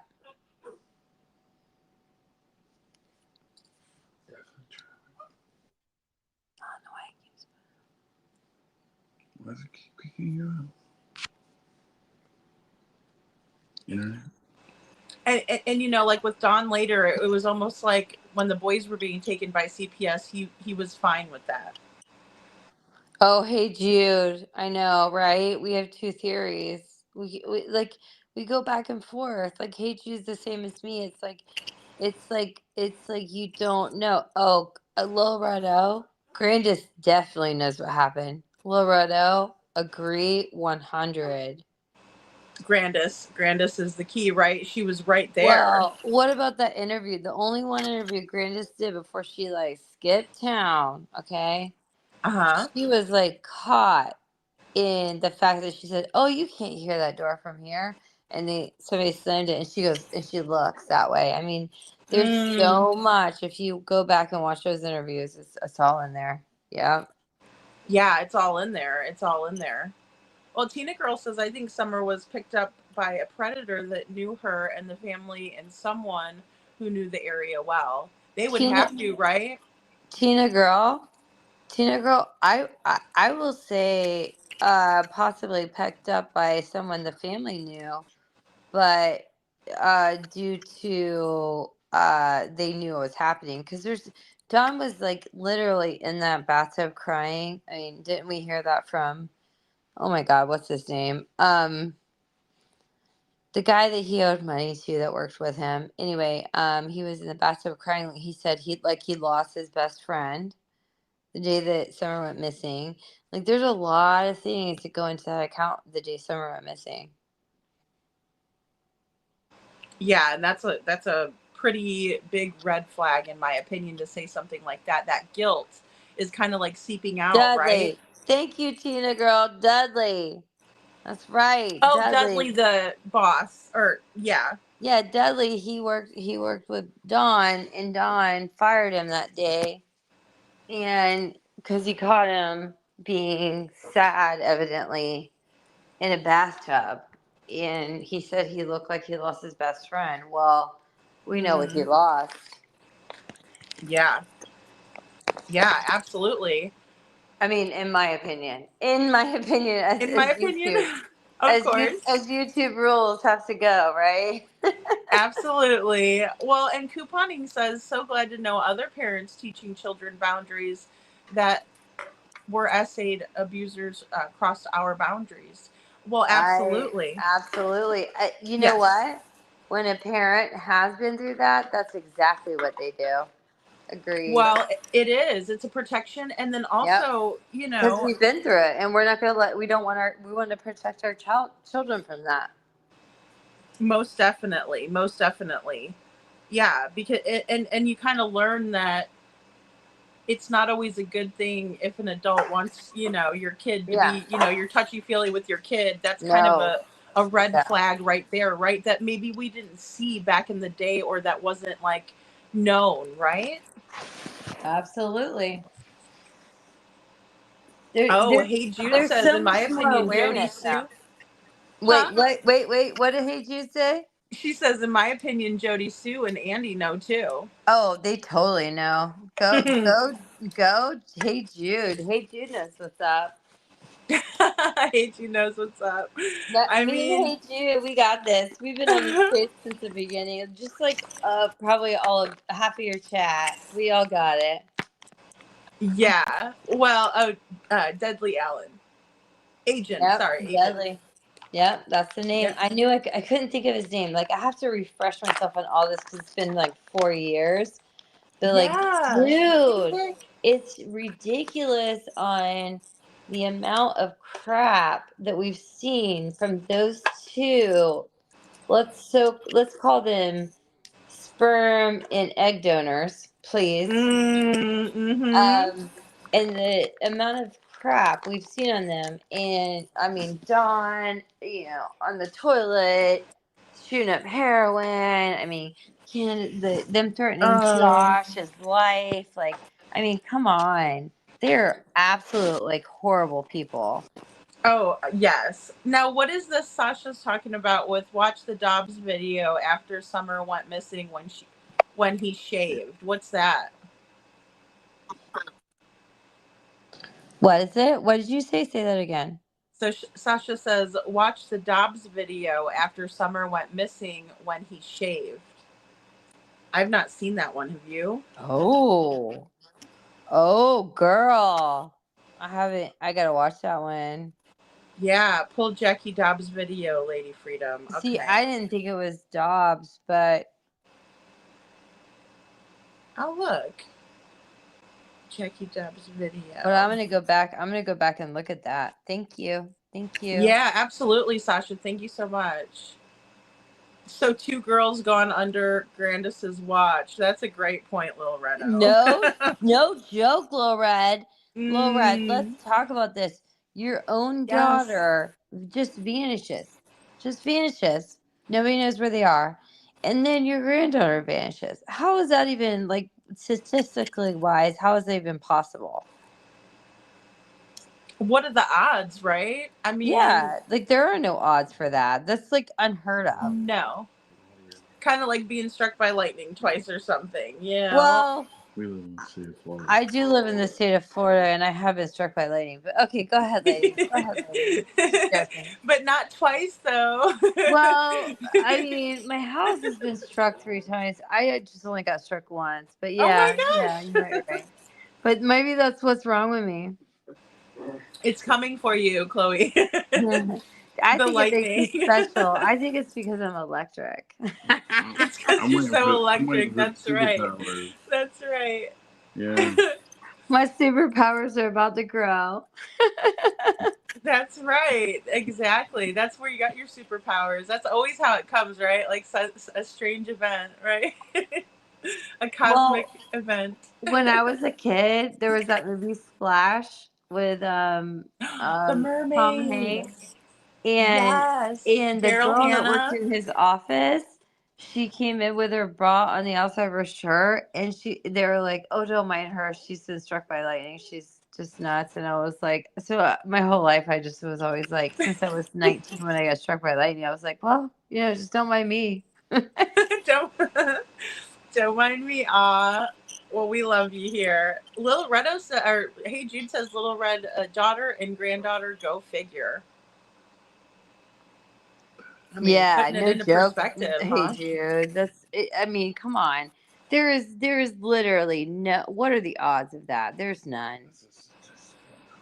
It's a statistical anomaly. Exactly. Yeah. Oh, Thank that you. is great. Lost in translation just fed me some words. Yes, those are great. That was perfect. That was perfect because it is. And Town Chat Cafe says, yeah, when my son was born in October of 1984, I didn't allow people to touch him or kiss him. I was very protective of him. Also, when my friends' kids were in my presence, I didn't allow others to touch them. Yeah, absolutely. Yep. Absolutely. Right? Because you just want to protect the kids. And it's always someone, well, it's usually speaking of statistics, it's statistically someone that you know, right? It's not really like a stranger. More so it's somebody that you know. Lady, when I was a child, this is lost in translation. When I was a child growing up with CP, my parents wouldn't let anybody touch me that wasn't a friend or family in public. And, you know, everybody wants to touch a baby, everybody wants to see the baby, whatever. My parents would never let anybody near me that wasn't a friend or family because, you know, it was a different time, but still, you know, they were very protective because I grew up with a disability of cerebral palsy, and it's a very mild case of cerebral palsy, but still, they're very protective, and you know, they wouldn't let anybody touch me that wasn't a friend or family. So, you know, and back then you were very trusting. Back in the 70s, 80s, it was a different time, and things didn't happen like they do now with trafficking and everything like that. And Right. as prevalent as it is now. It probably happened, but it just wasn't as prevalent. And so if you look at then versus now, you know, my parents, I grew up in a military family and very, very rigid, very particular, very, everything had to be perfect. And, you know, but my parents, I wouldn't be where I am without my parents. So if my parents weren't as supportive as they were, I wouldn't be half as successful as I am now. But you Right. know, and I carried that on to my children. You know, and I have two children that are 12 and a half months apart that are basically Irish twins. One's on the spectrum, one's not.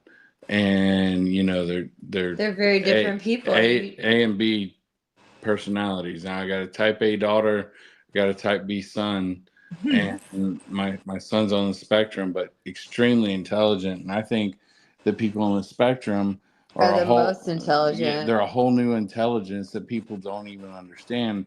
And the fact that they get frustrated is because the fact that we're not smart enough to understand their level of intelligence yet. So they're I trying love to that. they're I'm trying to sorry. they're trying to just tolerate us because we're not on their level of intelligence, you know. And I think that's where it comes from, and that's living with a son and that's now 26, and he does phenomenal things, and it just blows my mind. And you know, he has a degree in animation and a degree in everything, and he does is just on point, 100% perfection, you know. And my daughter as well, but you know, it's just seeing the two so close together in age as well as being so different in Sure. they grew up, Each you child know. needs a different, a you different. you cater to your children's needs, Yes. and that's what I learned from my parents, because my parents were always there for me no matter what I needed, no matter Right. how I needed it. They made it happen, and it didn't matter, it's what I needed. So that's what I did for my children. And so now I have a great relationship with my children being adults, you know, and they're be able to function, both be able to function in society with no problem and be very successful. And so I think that people need to take that into account when they have children with challenges, that you know, it's a gift. It really is a gift, because you know, Yes. the autism spectrum, I think seriously, is a whole new level of intelligence and I agree. genius that we haven't even touched yet. Yeah. Okay. So going on with what Lost in Translation is speaking about, I have a child on the spectrum as well, and my child has a piece of art in Carnegie Hall right now. Okay, they're brilliant. They're Oh my brilliant goodness. artists. So that's where we bond, is that we know what these children can do and how special they are and how brilliant they are. And that's what's sad with Sebastian, Amen. that he was not, his mother did not foster that, and his mother hindered him. Right. Well, I think it's fantastic, the idea of a person on the spectrum, because they're so intelligent, being frustrated with us because we're Yes. not there. And I Isn't love that. I isn't that do. a I know great I laughed. point? I'm awkward like that, so I'm sorry. No. I'm sorry, lost in translation, but I was like, wow, that is the best thing I've ever heard. Because Well, when I truly believe that. I mean, I have a child on the spectrum as well, and I believe my child is the most brilliant child that person I've ever met. And that's what I'm saying. Yes. I love that he says that as well as a father, because you're right. We don't always get both sides of the spectrum. Like, this really is truly a gift. These children are gifted in their own ways, and like, that's what's sad is Sebastian's mom didn't like see that. Right. Well, she didn't appreciate him at all, in my opinion. And I was wondering if other people picked up on that as well. I know a lot of chatters do, but, I love kind of picking people's brain about that, because I understand that when a child has challenges, it's going to be more difficult than when they don't. Every person in general has challenges, in my opinion. So, we all do. There's not one of us that doesn't. And, but I wonder how other parents feel, because it seems to me like Sebastian was a burden. And even when the parents were asked, was Sebastian a burden, by Smiley Stories World on her podcast, they Yes. they did Yes. not say anything. It was crickets. It was Uh-uh. straight crickets for like at least 3 or 4 seconds, and I might be even being generous. And then they I answered. I watched that. I watched that interview, and Yes. I kind of want to break it down because there was a lot there. I Oh, that think was one of the best ones. there was. Oh yes. Oh yes. Holly S. I hate how they shaved Summer's head too. I think that was actually a punishment. I don't believe that it was anything else. I agree. I just wanted to say that to Holly because I saw that comment. Well, like you said too, I'm glad that you could give us that perspective 3 times. 3 times they shaped her head, and she just has the cutest. Even in the missing photo, her hair's shorter, right? It grew out at some point there, and I mean, she's just as cute as she can be. And if she wanted to be a princess, I'm thinking longer hair, right? Like in Frozen, didn't the lady have long Well, hair? they went back and forth on that interview, and then there was that side eye in there part of it, like when one of them said something. There was quite a few things that happened. Mm-hmm. And there was not, and they were both very sedated. Right. There was the comment about, something about the script. There was a side eye from Candace to Don when he said something that she didn't like. There was her watching him. If you really watch that and you go back and watch it slow, she's watching him the whole time. He puts his arm around her back when she starts to speak, like he's showing dominance. Like, Oh, right. Like signaling, right? well, because I study body language analysis and like speech analysis and stuff, and like, we've Mhm. gone over that interview so many years because that was our first video, like so long after, just like Katie and Chris. Yeah. Theirs was a little bit longer, I think. I think theirs was 13 days actually, Theirs was not 13. Yes, not ma'am, it 9. was. Yes, 13 days. 13 days. And Chris and Katie was 7. oh, okay. Yes, you're right. Okay, I was started to say 9, but yeah, you're right. It's 7. Okay. So anyway, Well, see, so but they went on Duchess for the Missing. They didn't even go on the news until 8 days in. that was 8. That's right. That's what. Okay, you're right. So, Okay. like, news interview wise, I mean, that's why it's so confusing, these cases, because it's like, Well, I all I know is I have rewatched all of these over and over, and I like to look at the body language, the speech analysis, like all of it, and I like to Yes. break it down. And sometimes I like to go back and rewatch things that I haven't watched in a while. So tonight I rewatched some things with Dawn and Candace. And I feel like all the things I already have seen before, I saw like even more in extra.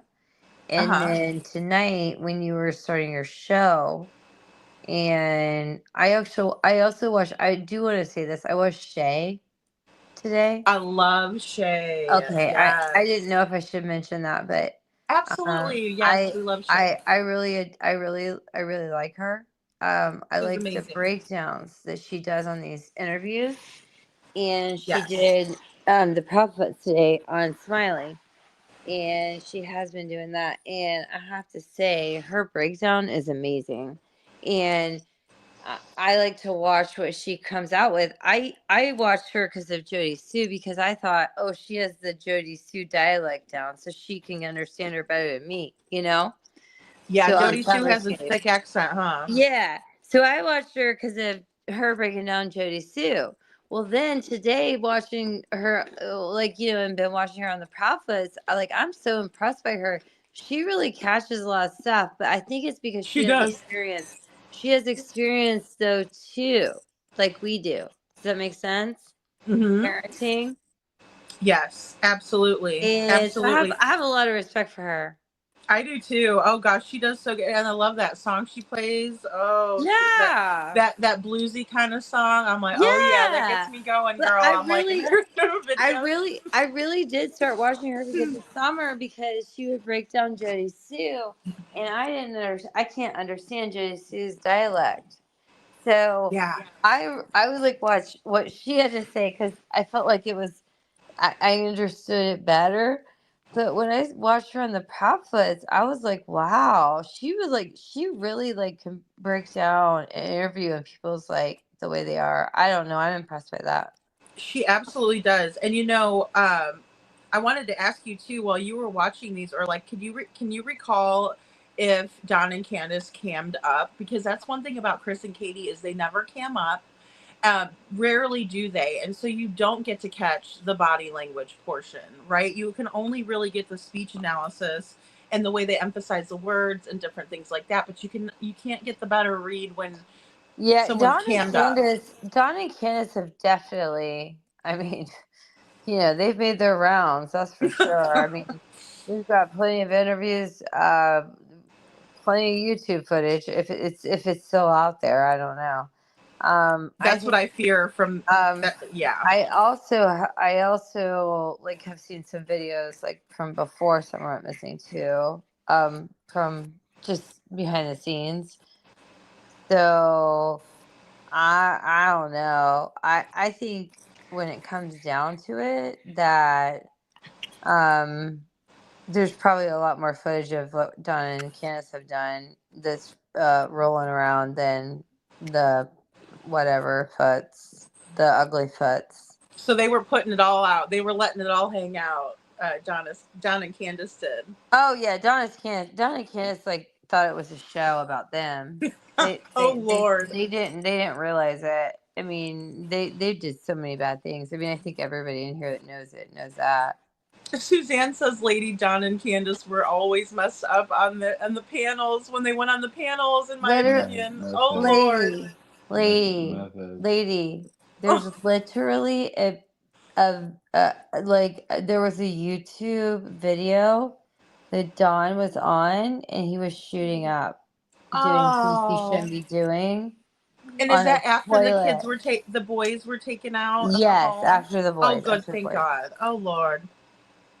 Oh, hey, Rogue. There's so much I don't know. Oh, Rogue's here. Hey, Rogue. Rogue is here. She said they cammed up most of the time, and so I was like, uh-oh, they let it all hang out, you know? Rogue, hello. I am seeing the exact same thing, man. Dude, I wish I did see some of those videos I saw, because I know you've been around from the beginning, too. Yeah, I love that you guys are so passionate, because see, 4 years. And then when we talk about Sebastian's case going cold, and I look at Summer's and I'm like, hey, we got love for our Summer, Anna, don't we? You're cracking me up. I'm sorry, lady. No, you're fine. I'm just Don on the John. the chat. Ava said Don on the John. I'm just cracking up with the chat. I mean, at least, hey, it's not funny, but at least we can bring some humor to this slightly, because I mean, we really just cry over these children all the time. I mean, let's be honest, but You know, Chloe, I just have to say, and I don't want to cut you off, but it just like frustrates the hell out of me when they're like, don't laugh about it. It's not funny. And you're like, but you're the one that talked about chicks with, you know, in your first interview, Candace, and then also Don on the John. I mean, come on. What are we supposed to do with that? We supposed to just, miss that opportunity? Hey, what about the interview that Nancy Grace did with the Prophets, like in their trailer or whatever, and he said the web sluts, and she goes, "Excuse me, excuse me, are you talking about the web sleuths? Because I get a lot of information from them." And that was when I got the props for the interview. Well, Trisha does a lot of good. We'll just say that she does. She does a lot of good out there. So I was dying on that whenever they were saying web sluts, and Well, then they were because like, that's what they were calling excuse them. me, I think you mean web sleuths." Yes, it was I a mean, slip. we're not sluts, okay? We're just trying to do some research and trying to help if we can. We none of us have ever claimed to solve a case. We're just trying to bring attention to the case. Oh gosh, yes, because and you know, a little bit of public pressure helps too. You know, with talking about it, it's in it's in the public eye, right? And then the public is making up their Yeah. kind of assumptions and kind of speculating. And I think it's no, it definitely has to happen, especially 4 years. Where's summer? So Yeah, now exactly. I'm just saying, like, it's so ridiculous that people get upset that you're talking about a missing child whenever you just want justice for them. Like, oh, all you want to exactly. do is find them. That's it. Well, what is this rogue says? I am almost called, or I almost called the Kingsport police when he beat her in front of camera, but I believe Molly Golightly already did. So he beat Candace on Whoa. camera? Don did. Remember when she got the Whoa. new car because he had beaten Well, her up and then Don did, yeah, I mean, I want to, Rogue. Oh, Trish put me in timeout during an interview with. oh, because you you gotta get out of your mama's skirt sometime. Wait, hold on. Can Rogue come on panel? I want to hear Rogue's story here. I do too. Oh my gosh. Rogue, come up. I got put in YouTube jail a couple times for being Oh, silly. listen. Well, you know, I mean, you never know what's gonna. I've been YouTube blacklisted and whatever else. And You I know what think I it got is in trouble me. for one time, Chloe, was no shade, but I was putting green hearts in the chat, and the particular creator didn't want us doing that, and so they put me in a timeout. And I was like, I had my, my crayon, my juice box. I'm sitting in the timeout chair. Oh yeah. Well, I've been, blocked and everything else, so it's I okay. said, who would have And thought? cloned and whatever else. It doesn't matter. I know who I am, not the weird person that people say that I am. That's right. No, they get upset though, I Chloe. literally my cases are Summer, Michael, and when Sebastian Yes. started, and I just kind of dropped out. I mean, Well, here's honestly, Monkey. maybe Harmony and Montgomery. Like seriously, I watched every day of that trial. And obviously Gannon. Gannon But Stout, yes. yeah, but like honestly, like I'm just here for, to help find and help. But people are always gonna be weird on YouTube. Oh, always. And they get upset if you have a differing of opinion, but that's what I love the most about YouTube, in the same way that I know it can be a double-edged sword. But it's like, you're going to have differences of opinion, but that's what's kind of nice. I know it's the wild, wild west, so to speak, but everyone's going to be able to get up here and say what they want to say, right? Whether it's in the chat or on panel or, for a creator. I love other opinions, because when I hear other opinions is when it opens my mind to other things, and I like to look at everything. I'm a Libra. I'm the Yes, scales I love that adjusted. about you. I like to hear every side of every story, because to me, then I take it and I weigh it out and look at it the way I can, and I like to hear everyone. I want to be fair. That's all. Well, Rogue, you let me know when you want to come up here, girl, because I know you got a lot of knowledge too. And don't be shy. Like, you don't have to even cam up. So, because I remember the first time that I went on a panel, oh my gosh, I was moving. My hair was not done. I looked like hell. and I just put my little picture that I got right here on, and I'm like, hey, this is Lady Freedom, you know. But and I always cam down whenever. You're actually even more beautiful when you're showing yourself on camera. Aw, well, thank you. I know that was my like first little picture that I did, and No, it's a beautiful picture. I didn't mean that it wasn't. I'm just saying you're a very beautiful woman. Thank you, Chloe. So are you. I was like, I loved your pictures. I didn't know which one to put on the thumbnail because I was like, they're both so awesome. I love it. So next time you're up, I'm gonna use the other one. I'll just send you pictures because I change my hair color regularly, so Yes. it's gonna be a different color soon. So I'll send you the next color. Yeah, exactly. I love it. I love it. Well, because I love having people on panel. It's so fun. And also just some of these conversations again, when you have another perspective, it's so nice and refreshing because yeah, I can get up here and just talk at you guys and I can get comments out of the chat and stuff, but it's so fun to have another person up here kind of to feed off of. I really appreciate it always when you're up here. I love talking with everyone. I love reading the chat and I love hearing everybody's opinions. So I'm just here like to be here for support, and I love talking with you, Lady Freedom. Aw, thank you, Chloe. And I do too, talking with you. And like I said, with the perspective that you guys have, like when I wasn't around back, when all these things were going on, I just appreciate you guys being able to be like, yeah, actually they did cam up more. Cause then I can be like, Oh okay, yeah. well, that's a difference, because it's weird to me. I could have clips for days probably if you need them. Hey Rogue, I want to ask you this. So Michael Vaughn, the DA, will be going forth the charges. So is that new? I'm sorry if I'm behind because I haven't really been up lately. No, which one? Read it again. I'm sorry. Michael Vaughn. Because Michael Vaughn is like one of my like the one. Yes. I mean, Brandy, I love This beautiful boy here. So the DA is going forth with charges. What on Stacy?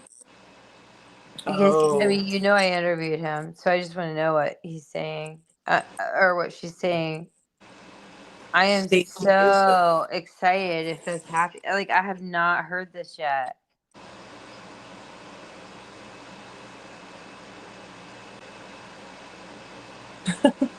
Sound check cafe. So the Addams Family. Wednesday, town check. That's so sweet. Oh, Wednesday, I love. I wanted to be Wednesday when I was the little. Addams Family. Do you know that for one Halloween, I was actually Morticia Adams? Yes. I wore a black wig and like a really tight, long black dress. Oh, I loved it. Mm-hmm. It was awesome. I love the Addams with Family. it with like a train behind it. Yeah, you would be. Oh my gosh, we could do a Halloween special with like you could be like Wednesday, I could be like Morticia. Oh, that would be so fun. All right, we need to find a Gomez though and a Pugsley. Oh, we can find one. I got them all over the place. That's great. But yeah, I mean, I know that you are so versed too on Michael's case, which I think that I know again more of the mainstream media attention. But when I see Brandy and I'm subscribed to her channel, I just am so inspired by her as a mother and the way that she is out there. Same with Kyron Horman's mother. But what would you say about Brandy Neal? What would you say about her? And I mean, I already know. Brandy, I think is amazing. I think she's in my opinion, an example of what a mom should be, and that would go over and beyond when their child was missing. I mean, I can't really. I don't know. Brandy to me is an amazing example of a mom. I agree. I think that she is really, like you said, above and beyond. When it comes to like a comparison between what we see with Candace and 100% opposite.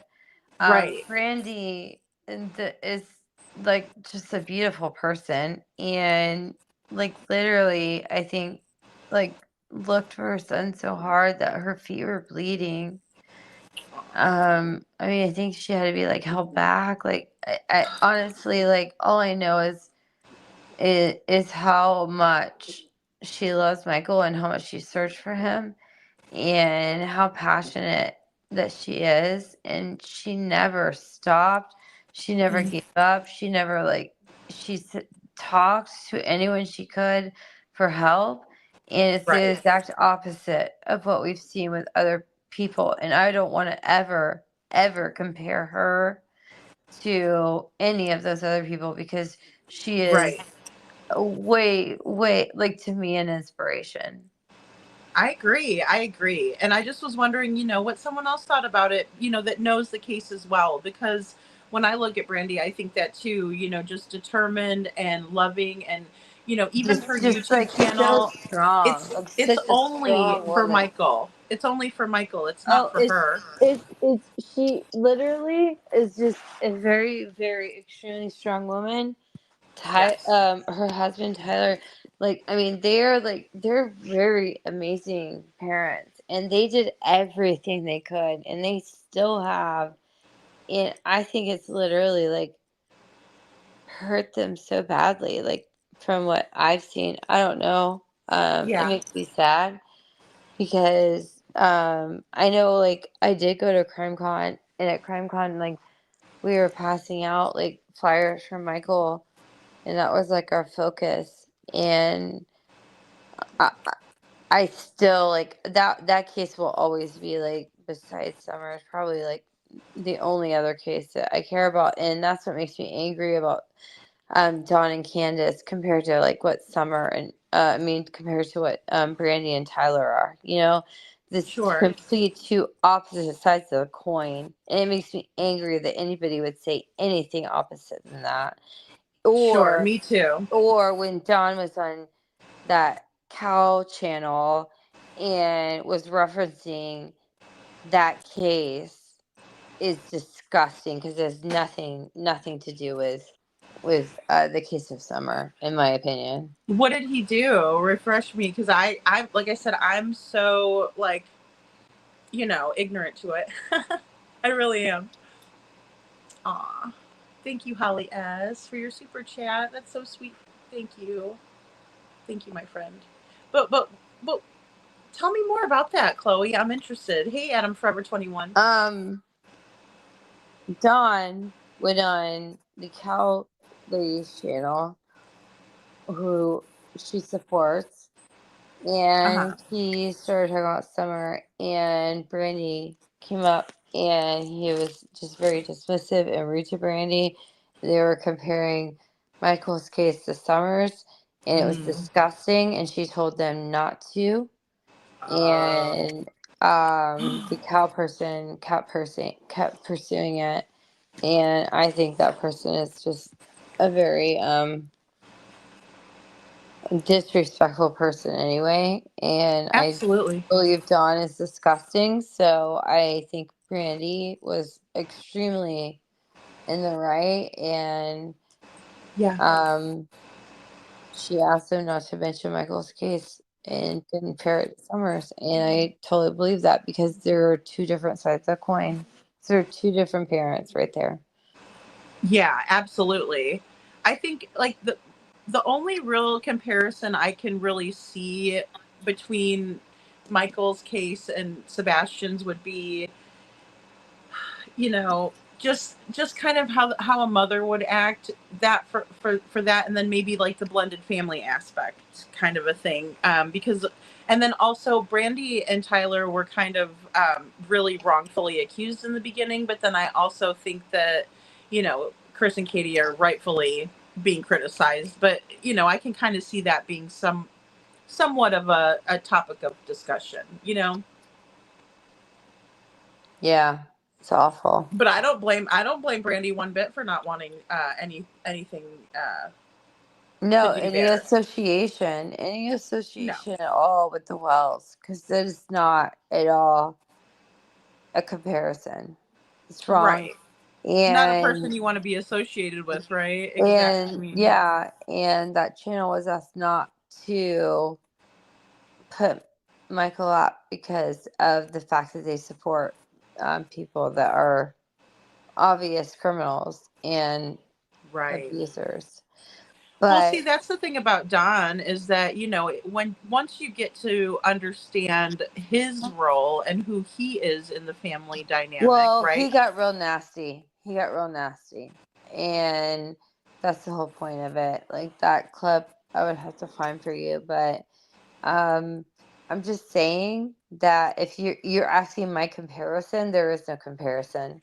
They're Right. completely two different types of parents. Well, absolutely. Like Brandy was at work, right? She was working She was at hard. work. Tyler was at home. He ordered Tyler's a at home. pizza. He changed the baby's diaper. Michael was in the yard, and he was taken. I mean, it's an awful scenario. It was something that they had been watching and waiting. Like they were predators. End of story, in my opinion. Oh, 100,000 million bajillion percent, in my opinion, as well. Like that's my take on it as well. Tina Girl says, I feel after Monkey was moved from the yard, none of them know where he's at. Oh my goodness. Yeah, Kiki, you're right. Black and white. There is no comparison. There's no comparison. It's two Like apples and opposite. oranges, right? Yes, absolutely. Yeah. Yeah. And in that case, I think that we know that it was a true abduction. Oh, we definitely do. I mean, Right? I unfortunately had to talk to people I didn't want to. Right. That comes along with the territory here, I think, though, because Yeah. there's I a mean, few I got people that I judged would for love to it. talk to. I mean, I got judged for it, but I did it. I Well, did it for a reason, and it was to blow up the timeline. I mean, and it did. So I'm not going to be upset about that. You know. oh, that's a huge accomplishment because a lot of times people won't talk. If you can get someone to talk, I think that's worth everything, especially someone who has some direct knowledge. Even though they're an Well, I unsavory mean, type of a character, right? I talked to the main suspects, so yeah. I Well, mean, girl, yeah. that's what we're dealing with here is not But they're you put not it nice people, aside. But in you my put it opinion. aside. You put it aside. You just like listen to them. You ask them questions, Yeah. and you know the answers to all the questions that you're asking. So when you Uh-huh. get back the opposite wrong answers, you know you caught them, and then you bring it back up. Like it is what it is. Right. Exactly. And it is. It's And you have to put aside emotions. It's the same as what you know. And I mean, that's what you do when you have to interview people. You don't like those people. You have to like act like you are listening to them, and then ask them questions that make them contradict themselves. well, sure, or contradict something yet yeah, that they've said before in the past. Absolutely. Oh yeah, yeah. I mean, and that's important. And, I think that's one thing when you say put your emotions aside, because I was a lot more, especially when I first started my YouTube channel, like that, where I was like, well, I would never let Chris up on my panel. And how can people be giving him a platform to be acting this way? But in retrospect, I could say that, it may have it may have benefited me in my understanding of the case if I would have said, you know what, maybe, not been as stubborn and say, hey, Chris is welcome if he would like to I have a would talk to him. conversation, right? I would talk to him, but it wouldn't go anywhere because I know he wouldn't talk to me. But Well, that's the issue. That's why I kind of felt like it was a loss, and I thought, if they're yeah, only going well, to get that's up what there I'm and talk saying. bad, Well, that's what I'm saying. Like, I don't think it would go well.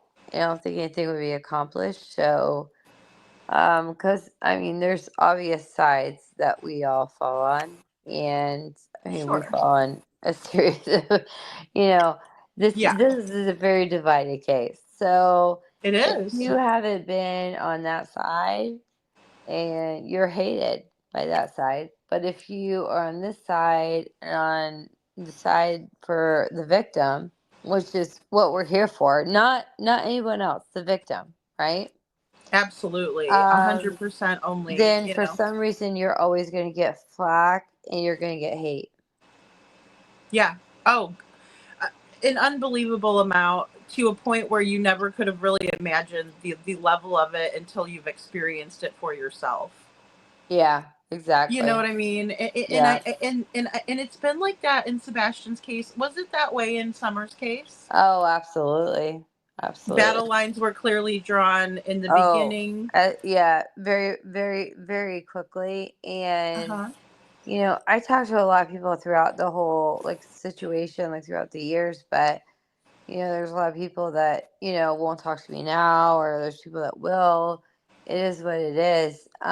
You kind of know, you kind of see it, and you just gather information along the way. That's the only thing you can do. Right, because that's what matters most, right? And it kind of goes back to what we were just saying. I mean, the information that we're gathering is what we need to help the victim, or to help awareness and bring Yeah, which is answers, right? The exactly truth matters. exactly, which is why I say always go back to the basics, go back to the beginning, and keep going forward. Like keep going Yes. through it, because the more you know, and the more you go back to the beginning, and the more you add to it, you start to see a bigger picture. In my opinion, like, that's how I see cases, but Uh-huh. that's just because I am an analytical person, and like that's what I'm into. Well, absolutely, and I think that's what it's all about. Analyzing, reanalyzing, Tina because, like you girl, said, you'll Tina pick girl, up. Tina girl. What'd she say? Does anyone still support the Wells? I could think of a couple. I could think of a couple. There's a few out there that I, off the top of my head, but Unfortunately, but I could think of one major one that we don't need to name right now at all, but we all know who that is. yeah. Oh gosh. Well, there's a few, and to each their own.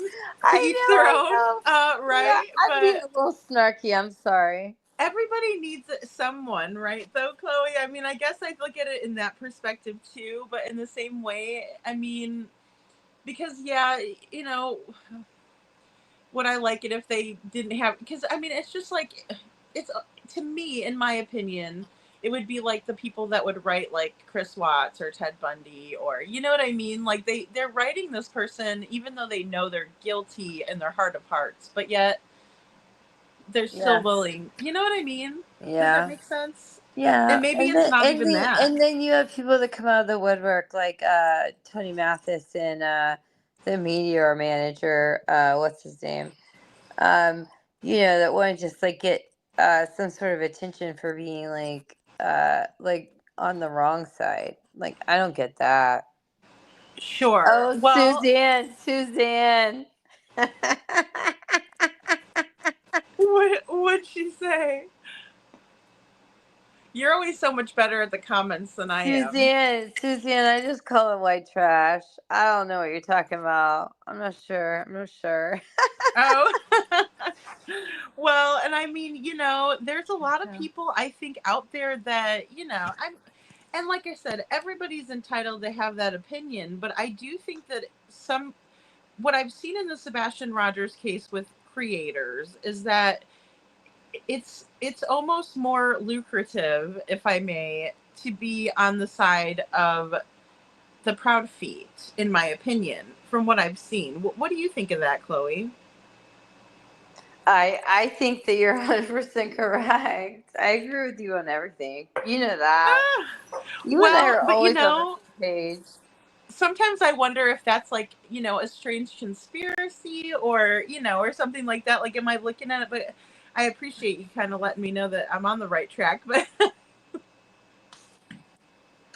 because it's important, and the truth matters to me, and I know that you're a fact Oh, finder too. listen, I 100% like when you and I speak, I feel like we always agree on everything. Like, I think we kind of see eye to eye on all of this. So, yeah, I definitely agree with you. Well, thank you. I appreciate that because, like I said, you're so much more versed in Summer's case, and um, with Sebastian, there's just been so much that it's hard to even really shift your focus because there's so much that comes out. Like I haven't even gone over all the interviews where Chris just did another tour. I didn't either. I'll be honest, I haven't either. No, I haven't even scratched the surface, and I was Oh, trying to I figure out what was haven't. going on there. I know. I've been like kind of like gone a bit from YouTube, so I have like not caught up on everything, and I have a lot to catch up on. And you're right, because I haven't either.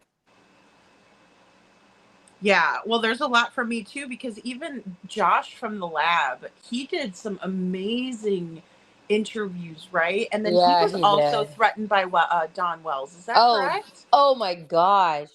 Oh my gosh. Dawn literally Yeah. threatened to like slit his throat. Like literally. What? Yes. It's like awful. Josh is like a And very calm. Like I haven't been watching him for yeah, terribly no, he long, was but like, calm, well, right? John was like obviously wasted and just like super aggressive, and Josh was trying to like calm him down, and he like played the call, and it was just like unbelievable. But I Oh also my. know that he's done that to other people. He's very scary. Um, yeah, Don's a very threatening man. And behind the scenes, he likes to do that a lot. Right. And then we didn't see that in other we don't see that in every case, right? We see it with Chris Proudfoot.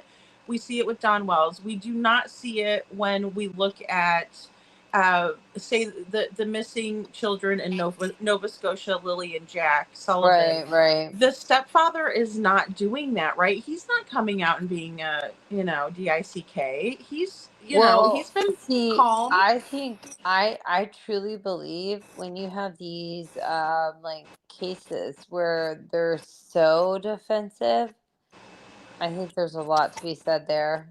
You gotta look behind Mm, that.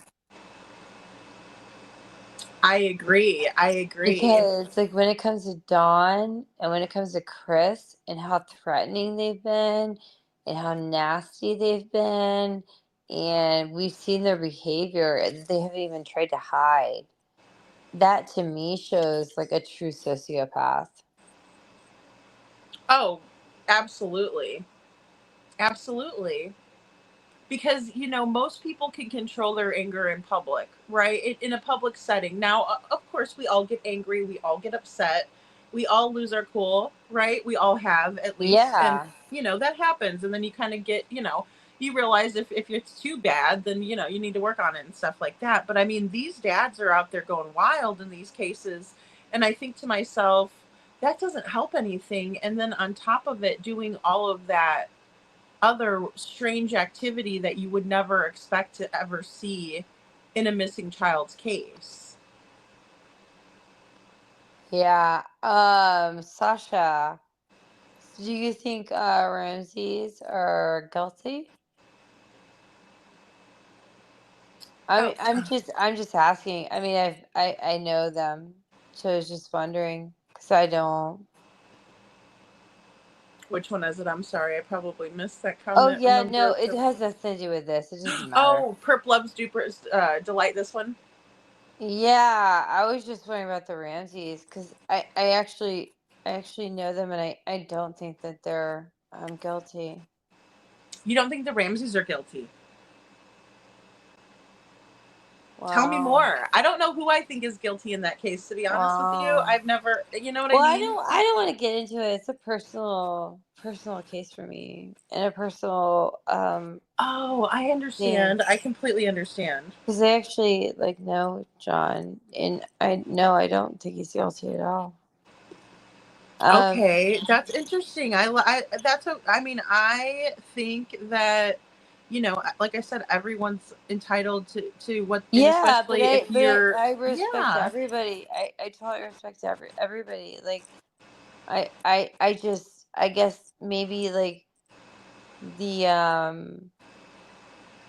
personal interactions I had Mm-hmm. Maybe my heart was there in a different way. I don't know. I've never felt that way, so I was just wondering. I love to hear this though because I know a lot of people do. So I Yeah. was just want to know. I guess my personal interactions, I didn't feel that way, but you know. Yeah. It's such an interesting case. She's a beautiful little girl, right? In the pageants and all of that. Just such an interesting case, in my opinion. And I just remember, watching it as a young kid, Yeah, too. and I mean that literally that was a when the FBI uses that as a what not to do, like a Mm. bad investigation Mm-hmm. scenario. And they have new DNA that they took from Colorado, because Colorado did not investigate properly. And there was some other things that were being found, like last I knew. So I don't know. Oh, how interesting. How interesting. Well, I mean, and if you think about that case, that has always stayed kind of in the public's, maybe on the back burner a bit, but I mean, the Ramsey case is one that people are still interested in talking about today. And I think that says a lot about people in true crime cases really caring about these cases. Well, I know because like yeah, I've never left that case, and like I've talked to them and everything, like you know. No, of course, Sasha. No, yeah, speculate. Everybody has a right to speculate. You know what I mean? But yes, and I agree, Rogue. John Benet Ramsey still deserves justice. Yeah, To me, her I case is very totally complex. Rogue. I totally agree. Like that's Hmm. a case that like I think I grew up um that was so important to me because every single day it was on the news and like it was such a big deal. Yes, I would watch it, you know. absolutely. When I Everybody was was right young, like there. from when I was young, yeah. I mean, I really remember that case, like from the beginning.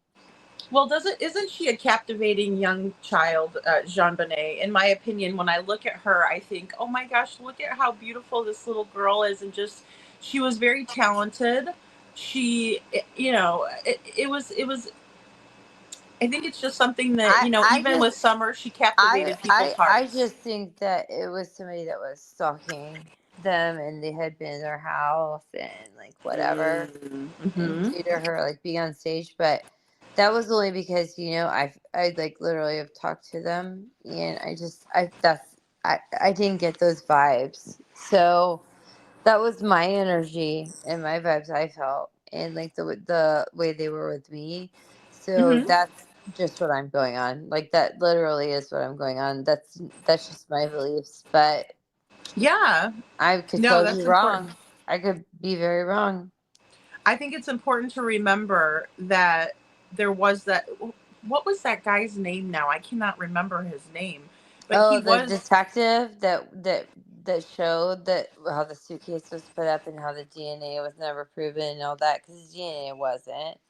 Um, they're working on DNA right now. I think it's gonna go. I honestly believe genealogy is gonna solve this case. Ooh, that's interesting. Yeah, but that's my opinion, just from like some stuff, Yeah, that's interesting though. I mean, that's I how a lot of the know or cases are whatever. solved. I truly believe genealogy is where this is gonna go, but I mean, I could be wrong. I mean, it could, but there was semen that didn't match the family, Burke Hmm. or the dad. Um, the way she was twisted with the whatever they call it, the uh, I forget anyway the strangulation The thing. ligature, yeah. Yeah, it was so tight that they didn't really believe that like an 8-year-old boy could have done that. So No, Burke got a lot of hell, didn't he? yeah, well, he actually won in actually I don't know if everybody knows this, but he actually won um a lawsuit against Oh, news companies, and it's impressive. It's like $61 million or something. Wow. Like it's more than anybody's ever won against like slander against a news company. Wow, because of what they were saying about Burke, and Yes, remember he was Rogue. Yes, I little. met He was little. Rogue. Yes, I did meet John Ramsey. I have spoken to him multiple times, and I met him in person. Yeah, that's really Well, something too. I just wanted to, because Rogue just asked that, so I just needed to explain it. Yes, I did. Yeah, no, that's I so met interesting, Chloe. him, and we talked multiple times, and we met in person. So yes. And he was he's got the heart of a dad that wants to find out. I mean, does he have, and you don't have to answer, but does he have his own kind of theories? He cried to me when I told him that I have never forgotten his daughter, and that has been like one of the main. That was one of the first cases that I think got into and never watched or never stopped. And he held my hands and he started crying, and I said, I will never give up for justice for your daughter. And he started crying and held my hands, and I don't know. I mean, I don't know. I could be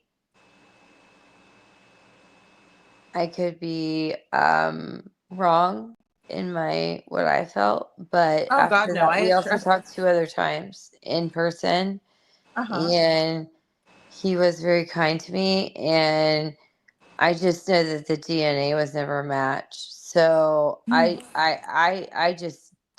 believed it was somebody that was like stalking Chamonix through her like being a like whatever she was, like a little little, pageant queen. yeah, or people they let in their house for that party, that Christmas Eve party. But I don't know. Yeah, well, I think it's very possible. Well, look at Elizabeth Smart. That was a person that was working for the father, so he knew of the family, of the layout of the house, different things like that. They had I mean, John Bonet's house was obviously a mansion.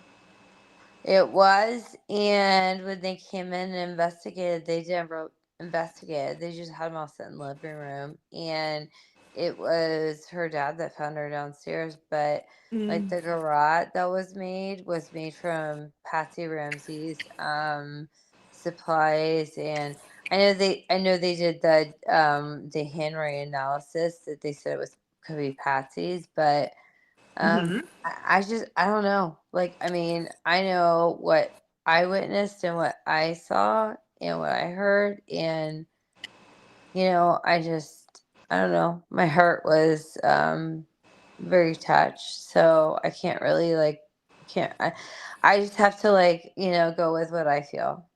But I respect everyone else's opinions.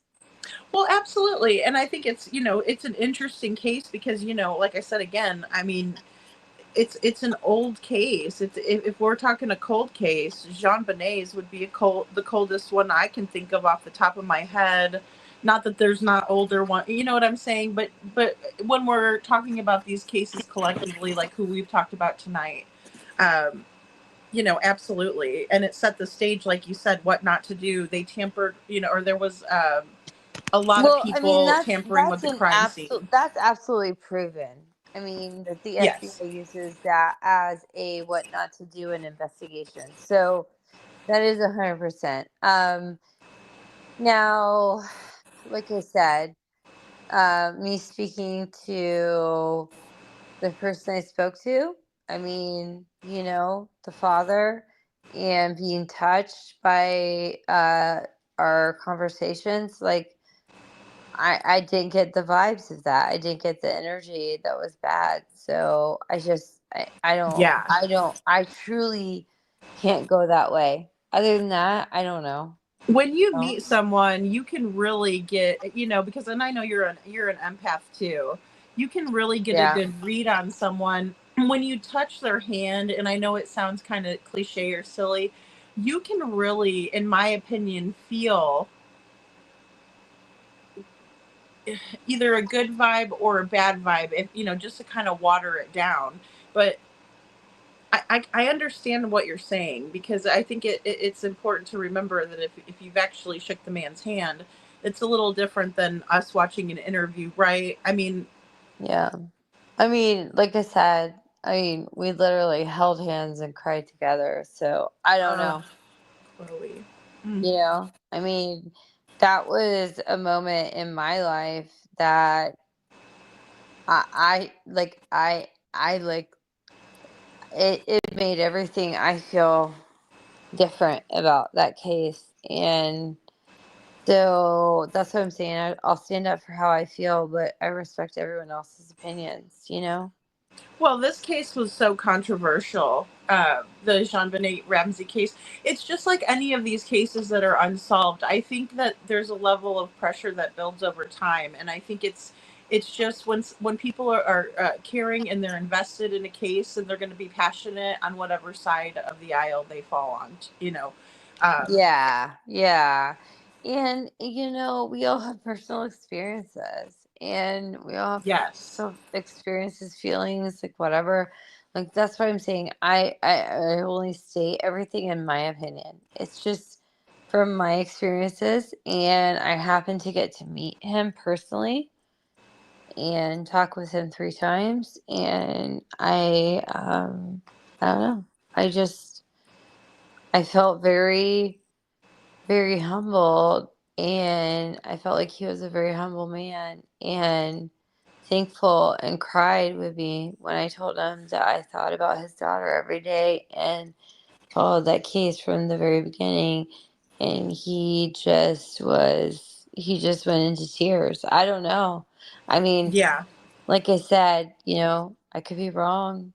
After all that time, so how long after that, if you don't mind me asking, was that after everything kind of happened? Oh, that was in May of last year. Oh my gosh. So after all that time, he was brought to tears, and, that's interesting. Um, yeah, and he was there with John Walsh, and he was there with many other people that were child advocates, and I just felt that he wouldn't even be there if he was possibly guilty. He was there advocating for other children. Well, and we see that in many cases. I mean, even my friend Jana with her sister Crystal advocating for, stricter laws on sending out, people's cremains and things like that. You Yeah. see that passion, right? I see that in Seth. I see Well, that I in a see lot it of in these Seth. Brandy Neal, Yeah, you see that. Brandy, You see 100. that, right? I see it in Brandy. I see And that's it what they in do, Seth. advocacy. And the only thing I can say is that I can only go where I can go and do what I can do. And, I Right. was there passing out flyers for Michael, but I happened to meet like the behavioral panel Hmm. and, like, anyway, whatever. I happened to meet quite a few people, right, that were really, really good to me, and other people that I made connections with too through that. And I just felt like it was a really beautiful experience, and I didn't have the feelings about him that other people have. Yeah, I understand. No, I understand. But and like I said, I think it makes all the difference when you meet someone in person. I just do. And like you said, when he's advocating, we don't see guilty people out there that'll typically. Not this much longer. I think he would have just kind of went away. I mean, in my opinion, but there Yes. again, there again, like I said, he was walking around with a suit. He was speaking. He was there advocating for other missing children. He was there friends with other people that have had murdered children in unsolved cases. And I truly thought like that he wouldn't be there if he were guilty. Exactly. I Plus, think even, plus my interaction with people. him. That plus my interaction with him. Not just one. You know what I mean? Sure, it's a labor of love that you witness, in my opinion. Yeah.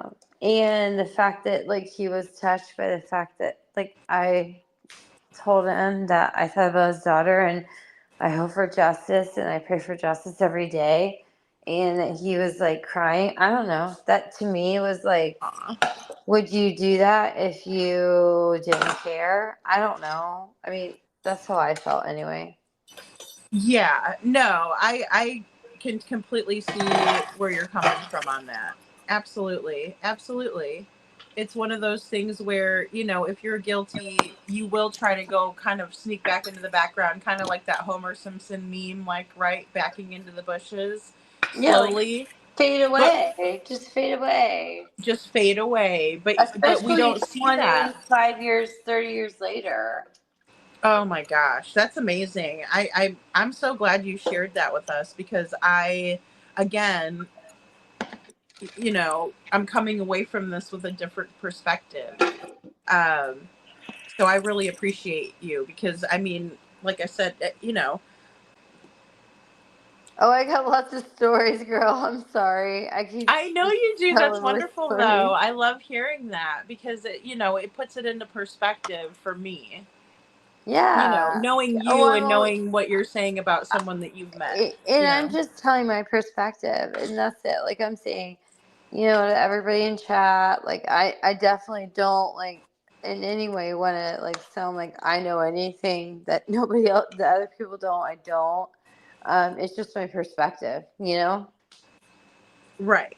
Well, absolutely. And you know, and because everybody's entitled to that, but I think that if, you know, somebody has personal knowledge or firsthand knowledge of something, there's a lot to be said about that too. You know, because we can all look at someone and you know, analyze their body language and things like that, but when you're in the same room with a person, you can catch their essence, you know, when you hold their hand, you know. I mean, absolutely. Absolutely.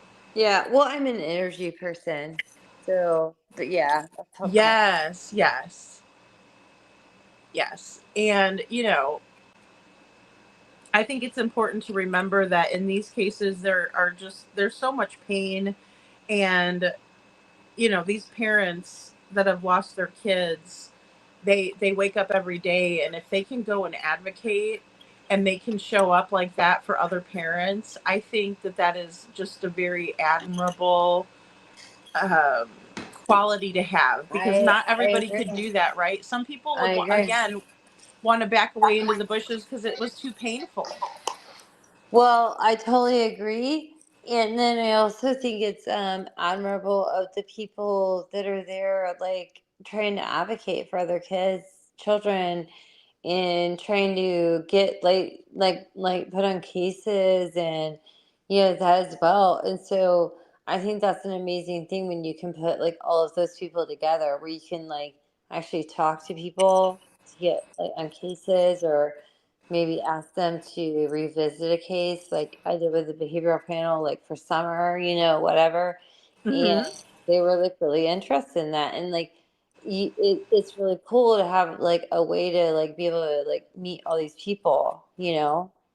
I agree And because when I thought of Crime Con at first, I have to tell you, I was like, that sounds really morbid and weird. But then when I realized like what it does for the cases and people coming together who have that passion, can you tell yeah, me like what you felt no. at Crime Con? Because like you've been Oh, there. I came I'm home gonna go. crying. I came home So crying on the plane because I just thought it was the most amazing thing to me. And I met like the most awesome people. I met some amazing detectives. I met the behavioral panel like the first day. I like helped them find each other, so it was like perfect because they were like Chloe, Chloe, like the whole weekend. Um, gosh, I met like some really awesome people, but like some amazing detectives. Um, awesome.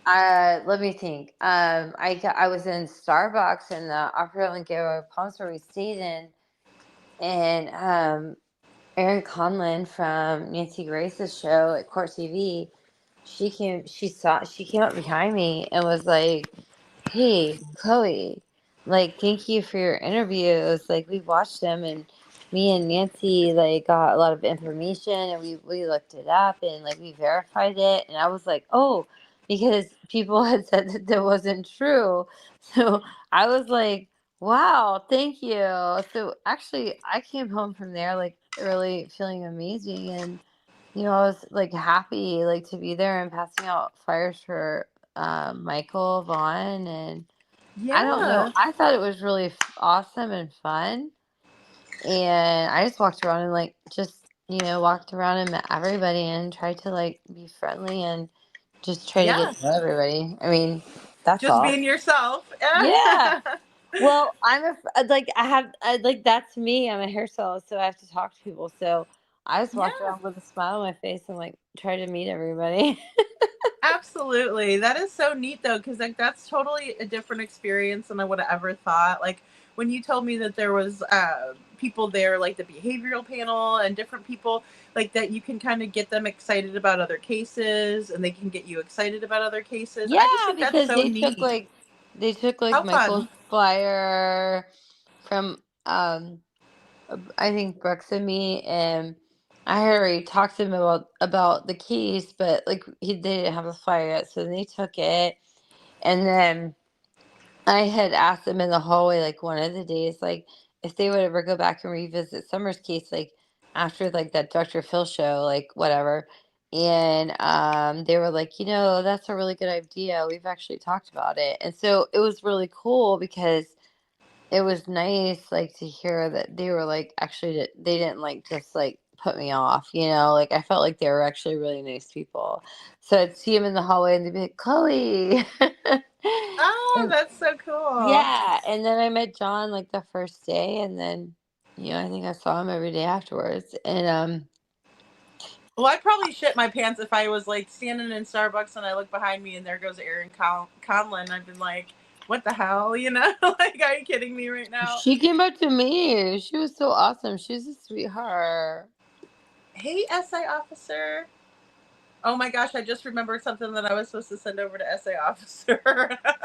Uh-oh. I couldn't remember which live that was, and then I got totally into something else. My apologies. But no, seriously, Chloe, I would probably be really starstruck by a lot of the people there. Oh, Like I or think Vinnie we should. Politan, I'd probably like faint. You'd have to pick me up. You'd have to I get one think. of those like smelly salt things and get me, back. I think we should go together, and it would be so much fun because like it was We'd so have a nice to ball. see everybody. Yeah, it's wonderful. It'd be so Listen, fun. it's in Denver in September, but I think like next year it might be in Tampa, so we might be able to go easily. Okay, I did hear that. I always thought that would be a cool place to have it, like, would be, like, in Denver, just because of, like, the Stephen King Yeah. references, a lot of, Colorado references, and I was like, it's kind of Yes, creepy that's there, so right? true. Isn't it? Oh my Like, or God, what so if it true. was in Maine? That would be really cool, too, I if know. CrimeCon went to I want to Maine. go. I would love to go to Denver in September, but Yes. I don't think that's gonna happen. I know, I I don't foresee mean, it either, but if if I it's in can make it happen, Florida, I will. oh, But if it comes next year here, then you and me at least are close, right? exactly, right, and then Tampa would be that'd be great. Mm-hmm. Yeah, I like the idea of advocacy. I like the idea of the parents feeling comfortable that they can go there and advocate, and Yeah. they can fight for whatever injustice they I felt mean, well, even in their case. Gabby Petito's family was there, and they were with the Oh, Domestic Violence Foundation, and like everybody. It was amazing. did you get to hug Gabby's mom? I would totally want to hug Gabby's mom and her stepmom too. I didn't, and I didn't hug Who am I her kidding? dad. I'd want to hug all four of them. But Why am I even? evidently, no. I'm But not. what I I'm did fronting over hear here. is that But her dad had the most amazing hugs and energy, and was so appreciative to everyone. That's what I heard about her aw. dad. I love that they had that as, a vehicle for the foundation. I love Mm-hmm. that. See, that is something that I wasn't thinking about when I first thought about CrimeCon. I was thinking more of like Comic-Con, right? So I'm like, are people dressing up like serial killers or what are they Oh doing? no You know what I'm no. saying? No, it's When all I the first thought, detectives, heard of and it. they're all Yeah. They're all speaking, and you can like arrange your like, who you want to see speak and stuff. No, it's definitely not like what you're thinking. That's amazing. That's amazing. I love hearing that. Because yeah, you just like that's what I was thinking was Comic-Con. So I was like, oh my gosh, is this a bunch of weirdos getting together, glorifying what we thought, the true crime stuff? And then I was like, oh no, it's It's advocacy. actually like all the true crime podcasters. Like I used to listen to Yeah. podcasts before YouTube, like True Crime Garage, Nice. the Y podcast, like or Generation Y or whatever it is.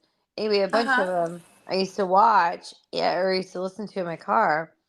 And then I started listening to YouTube and getting into YouTube, and then like connecting with people on YouTube, and it was like cool because I actually like had a lot of these cases already, like I was listening to, so it was like fun.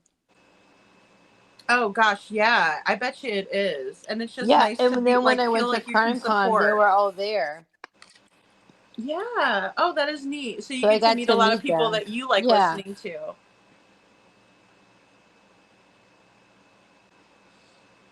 But yeah, that is so fun. I think that would be like wonderful. Um,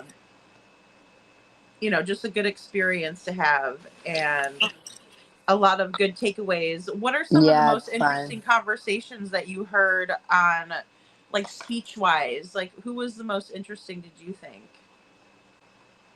If you can remember off the top of your head, I'm not trying to put you on the spot, of Well, course. honestly, I was like more in the people. And less in like the classrooms and stuff. So I was like walking around talking to everybody, like kind of like I was trying to like make connections with people and like talk to everybody. So Yes. one of the weird or one of the ones that the group I was with, they ran into the BTK's daughter. Carrie And Rasmussen, uh-huh. yes. And that was like an interesting scenario, is what I heard. But I didn't actually meet her in person. I saw her, but I didn't actually talk to her. Cool. Wow. She's a really interesting lady, in my opinion. I like how she's taken the pain and, put it again towards advocacy and just, Yeah, yeah. awareness. But I heard, they were very uh, uh, they weren't sure about her. Like they were like it was very like intriguing. Really? Oh, that's interesting. Yeah. Again, you never know what kind of vibe you're going to catch, right? If you're open to that. Well, I think it's because she looks like her dad and she has mannerisms like her dad, so it's hard to like watch her talk to you in person and not like think about him. You know what I mean? He's one of the scariest ones in my opinion. Well, because he's so cold. Yes, such a He's psychopath. so cold. You're right. He's so a matter of fact in his confession. I was actually watching his confession earlier today. You the one were? in court. Yeah, the one in court. And he's yes, like ma'am. so like, well, then I did this, and then I did this, and then what from what I recollect this, and we're like, well, did you do this? Well, yeah, I guess I did do that, and everything was so matter of fact that he admitted in court, but he did his family a favor by forgoing the trial and just making his confession, but he's so like cold when you watch his confession.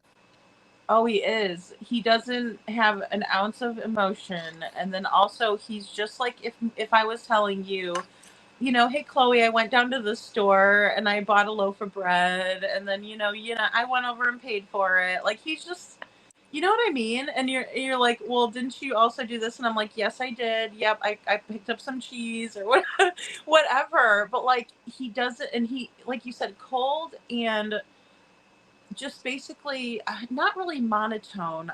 I'm searching for the right word.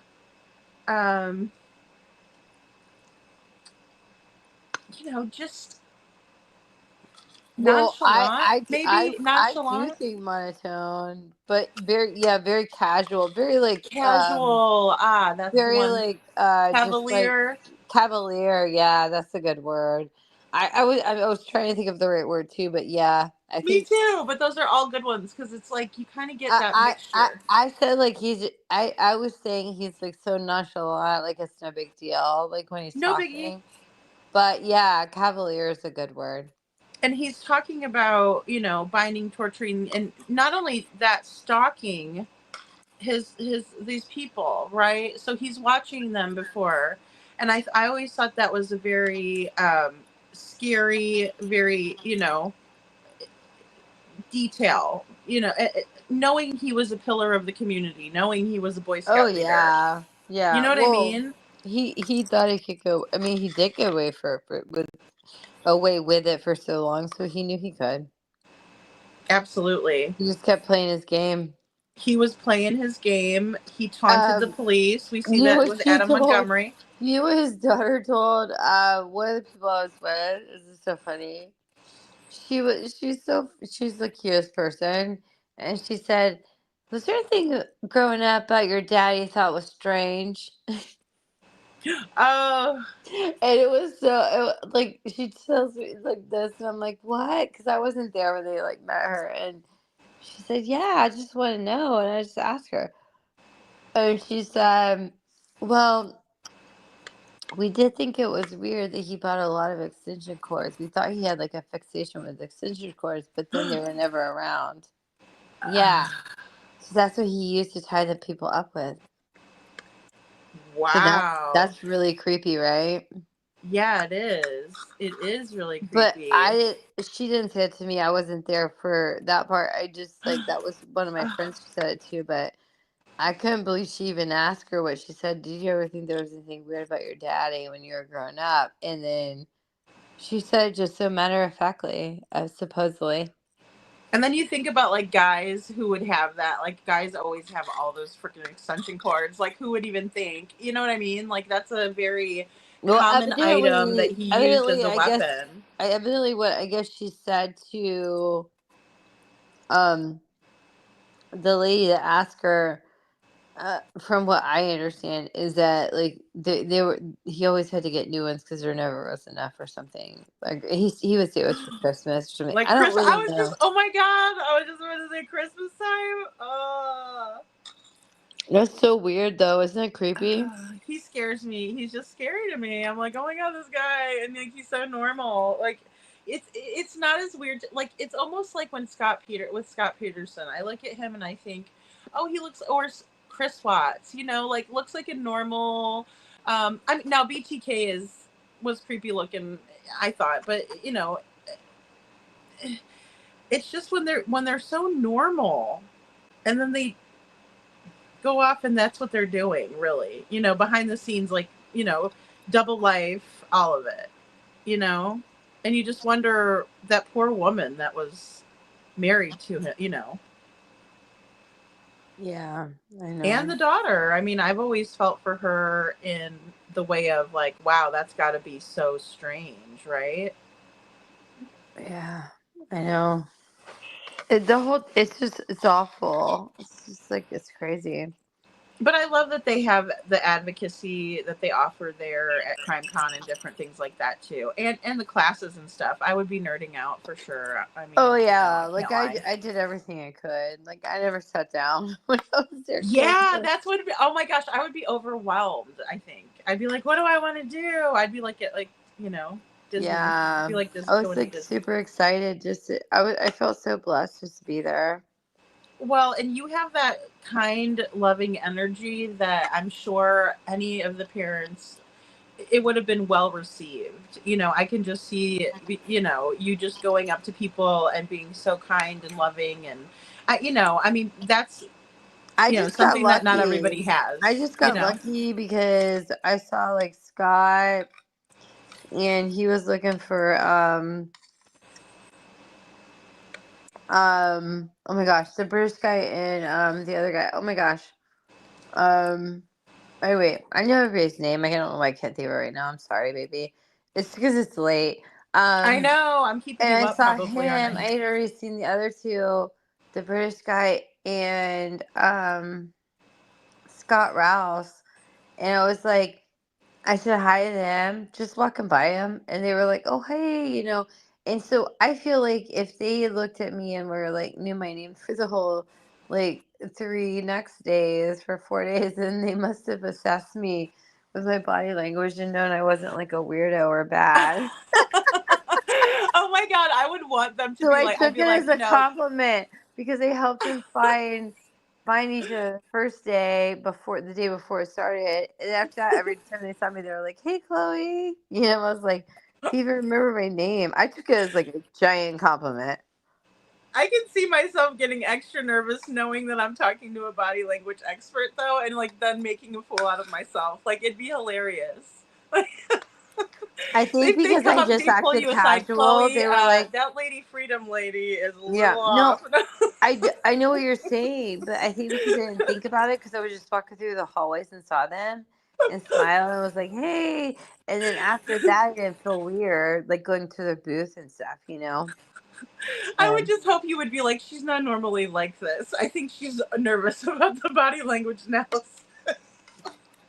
I think they know the Oh my God. difference. They're experts. I think they know the difference. They'd probably just write down nervous. No. Extremely nervous and off-putting. No, I'm just kidding. Oh, that is so interesting though. I love that that we offer that kind of stuff Oh, to it's so people, in this awesome. day and age. Because You and we me are haven't totally always gonna done that, go. right? No, but you and me are totally gonna go because I really like thought it was amazing. Like I thought it was like the best thing I ever did until like other stuff happened. So like Yeah. I really like wanted to like be a part of it. So yeah, I want to go back. So we should definitely go back. Yes, we need to do that for sure. And I think that's awesome if it's going to be, right here in Florida, then that's even, that's like, how can you not? Like, it doesn't matter. You know what I mean?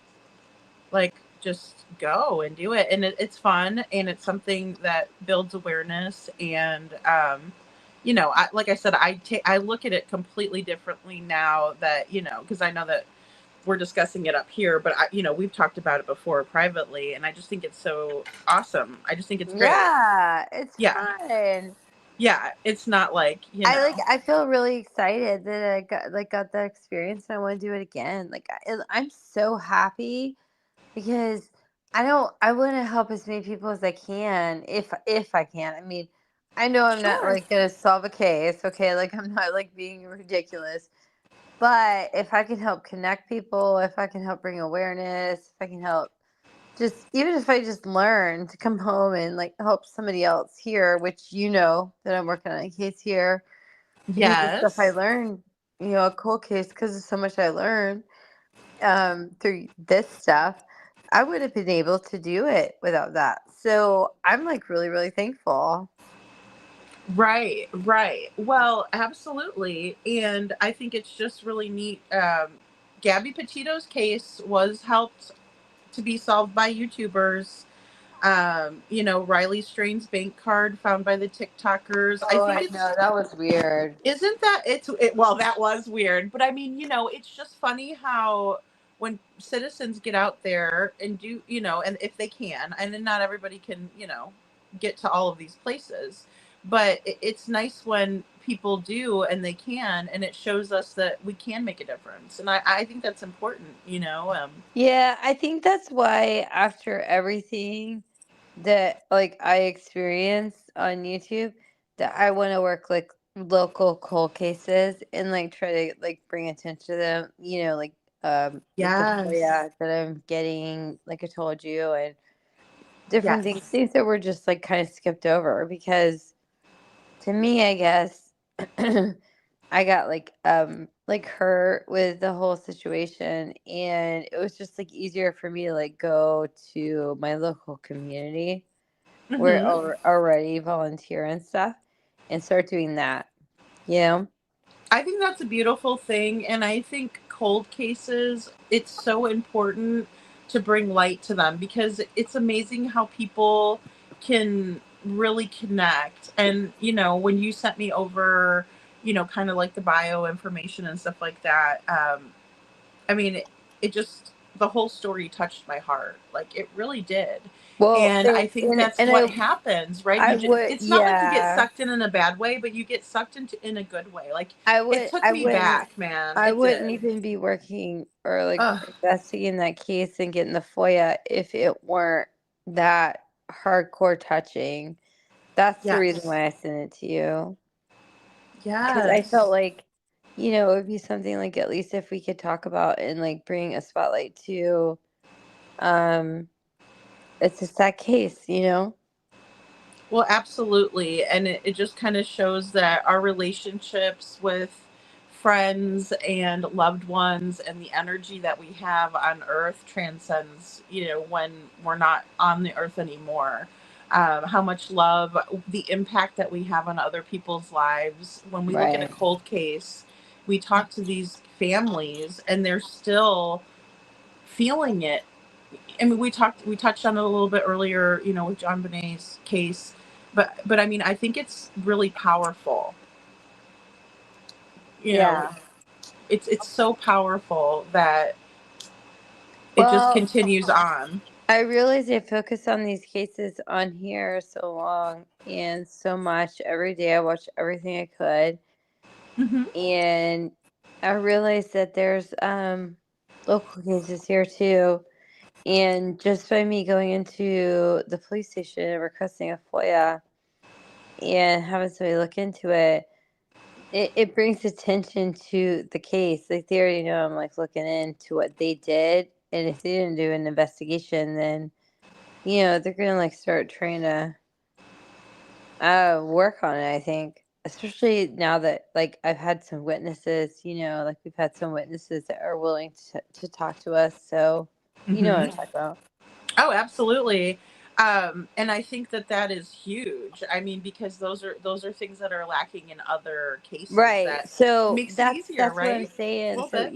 even if I can just like work on local cases and bring like light to them, I feel like at least I'm doing something. I think any case that you work on, Chloe, with how you put your heart into things, I think that you're always going to be successful. You're always going to bring something to the table because, and you're absolutely right. That's something that I didn't think about. But when you initiate a FOIA, you're kind of initiating information, and it opens up a can of worms, so to speak. Yeah, I'm definitely opening a can of worms with this FOIA, but it's either going to make them look back into the case and get more research, or it's going to show us what they didn't do and what we can try to bring light to. So the only Hmm. thing I mean, that's the only thing I can hope for anyway. Yeah, absolutely. And bringing the truth to light is always such an important thing to do. No matter what Well, it is. no matter what it is, but especially when it's like a really like special case, that hasn't like just never been like investigated. Yeah. Yeah, absolutely.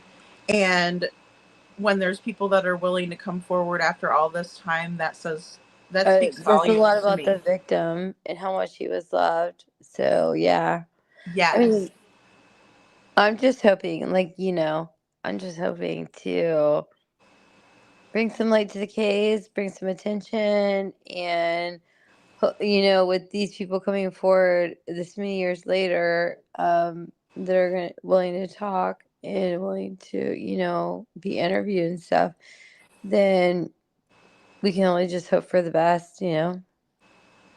Yeah, I agree. I agree. And if anything, a deeper understanding, because I know, that's one thing that I talked to Jana about with Crystal's case is just, she just wants to make sure that she can have a better understanding of what's going on. Right, right. Yeah, totally understandable. Which is why I meet with the person, I meet with like weekly. Yeah, yeah. Because it's hard to go over, so I don't want to be pushy. So I just like we meet like once a week and just do like whatever they can do. Hmm. Well, you have to do it at the own, at their own pace, or they have to do it at their own pace, and I think that's the Yeah, and that's what I big believe one. too. So like that's how I've been trying to handle it carefully, but that's my approach as well. You know. Yeah. Oh, well, But and I was so touched by it. I mean, I started reading the story and I'm like, I can't right now. I have to take a break for a minute because I it know was you just so did. emotional. I know You you know, really did. emotional case and really I was beautiful I was trying to take some relationships. good notes, and then we happened to have like a good person on our side too. So we were really blessed with that. But I love you, and I'm gonna get off panel. You do your show. You Yes, talk thank about you, Chloe, for Sebastian. being here. I Hey really everyone, appreciate you. justice for Yes. Sebastian. All right. Yes, absolutely. Summer and Sebastian, Yes. Let's still bring her. still missing. Let's find our kids. Let's bring them home. Let's give them Yes. justice. Let's do Justice. it. Yes. All right. Love you guys. Bye. Amen. Thank you, Chloe. Love you. Have a great night. Sleep well. Okay, guys. So, I so appreciate Chloe coming up here. She has so much insight. She has met so many different people and had so many different experiences, right? I'm so new to the true crime realm on YouTube, and I just so appreciate Chloe coming in here and sharing all of this with us. She's just a wonderful, generous friend, and I just really appreciate her. So, Chloe, we love you. Um, Guys, I do need to hop off of here. Hey, KJ Mac. Thanks, Vic. Thank you so much, Vic. And thank you for all of you guys tonight. I know usually we do a lot more interactive conversations, but I kind of like to give my undivided attention to whoever is on my panel. And so, because I'm not a great multitasker, I really like to listen and be present. So I appreciate you all having conversations in the chat and keeping everything, interesting there for yourselves while we kind of talked tonight, because it's so important to build this awareness. We have 2 children who are missing out of Tennessee. One is Summer Wells, who she's been missing for 4 years now. Summer Wells went missing on June 15th, and her anniversary is coming up right this month. This is June here. We also have Sebastian Rogers, who's been missing for a year and a half, and we don't have very many answers in either case, and I think it's really important. I'm also praying for answers in Monkey's case. I saw that we had people talking about movement in the case, and I know that's been kind of in the last couple of months. There's been significant movement in the case. So again, thank you all so much for being here. I love you all so very, very much, and hopefully I will be able to get us alive together. There's a few things that we were mentioning in the other lives too, about really diving into second generation and different things like that. I've been looking and researching behind the scenes on that. Tabitha Tutors, Ava, thank you, has also been missing for around 20 years. Yes, thank you, Ava. I appreciate you so much. Again, it's so important, guys. Even when it's an older case, a cold case, if you will, it's still so important for us to talk about these things. And also, I know every case is unique, but I really do enjoy kind of looking at a facet of one case and seeing if it's present in another, and vice versa, and kind of, you know, just kind of chopping it up with you guys. You guys are super smart and so knowledgeable about these cases. Oh, yes, you're welcome. Or thank you, Kiki. Thank you. Yeah, and so it's super important. And and I appreciate all of you so much. So you all have a wonderful Monday, and I will see you hopefully for Lady Freedom's Monday Night Raw. I'll see you guys later.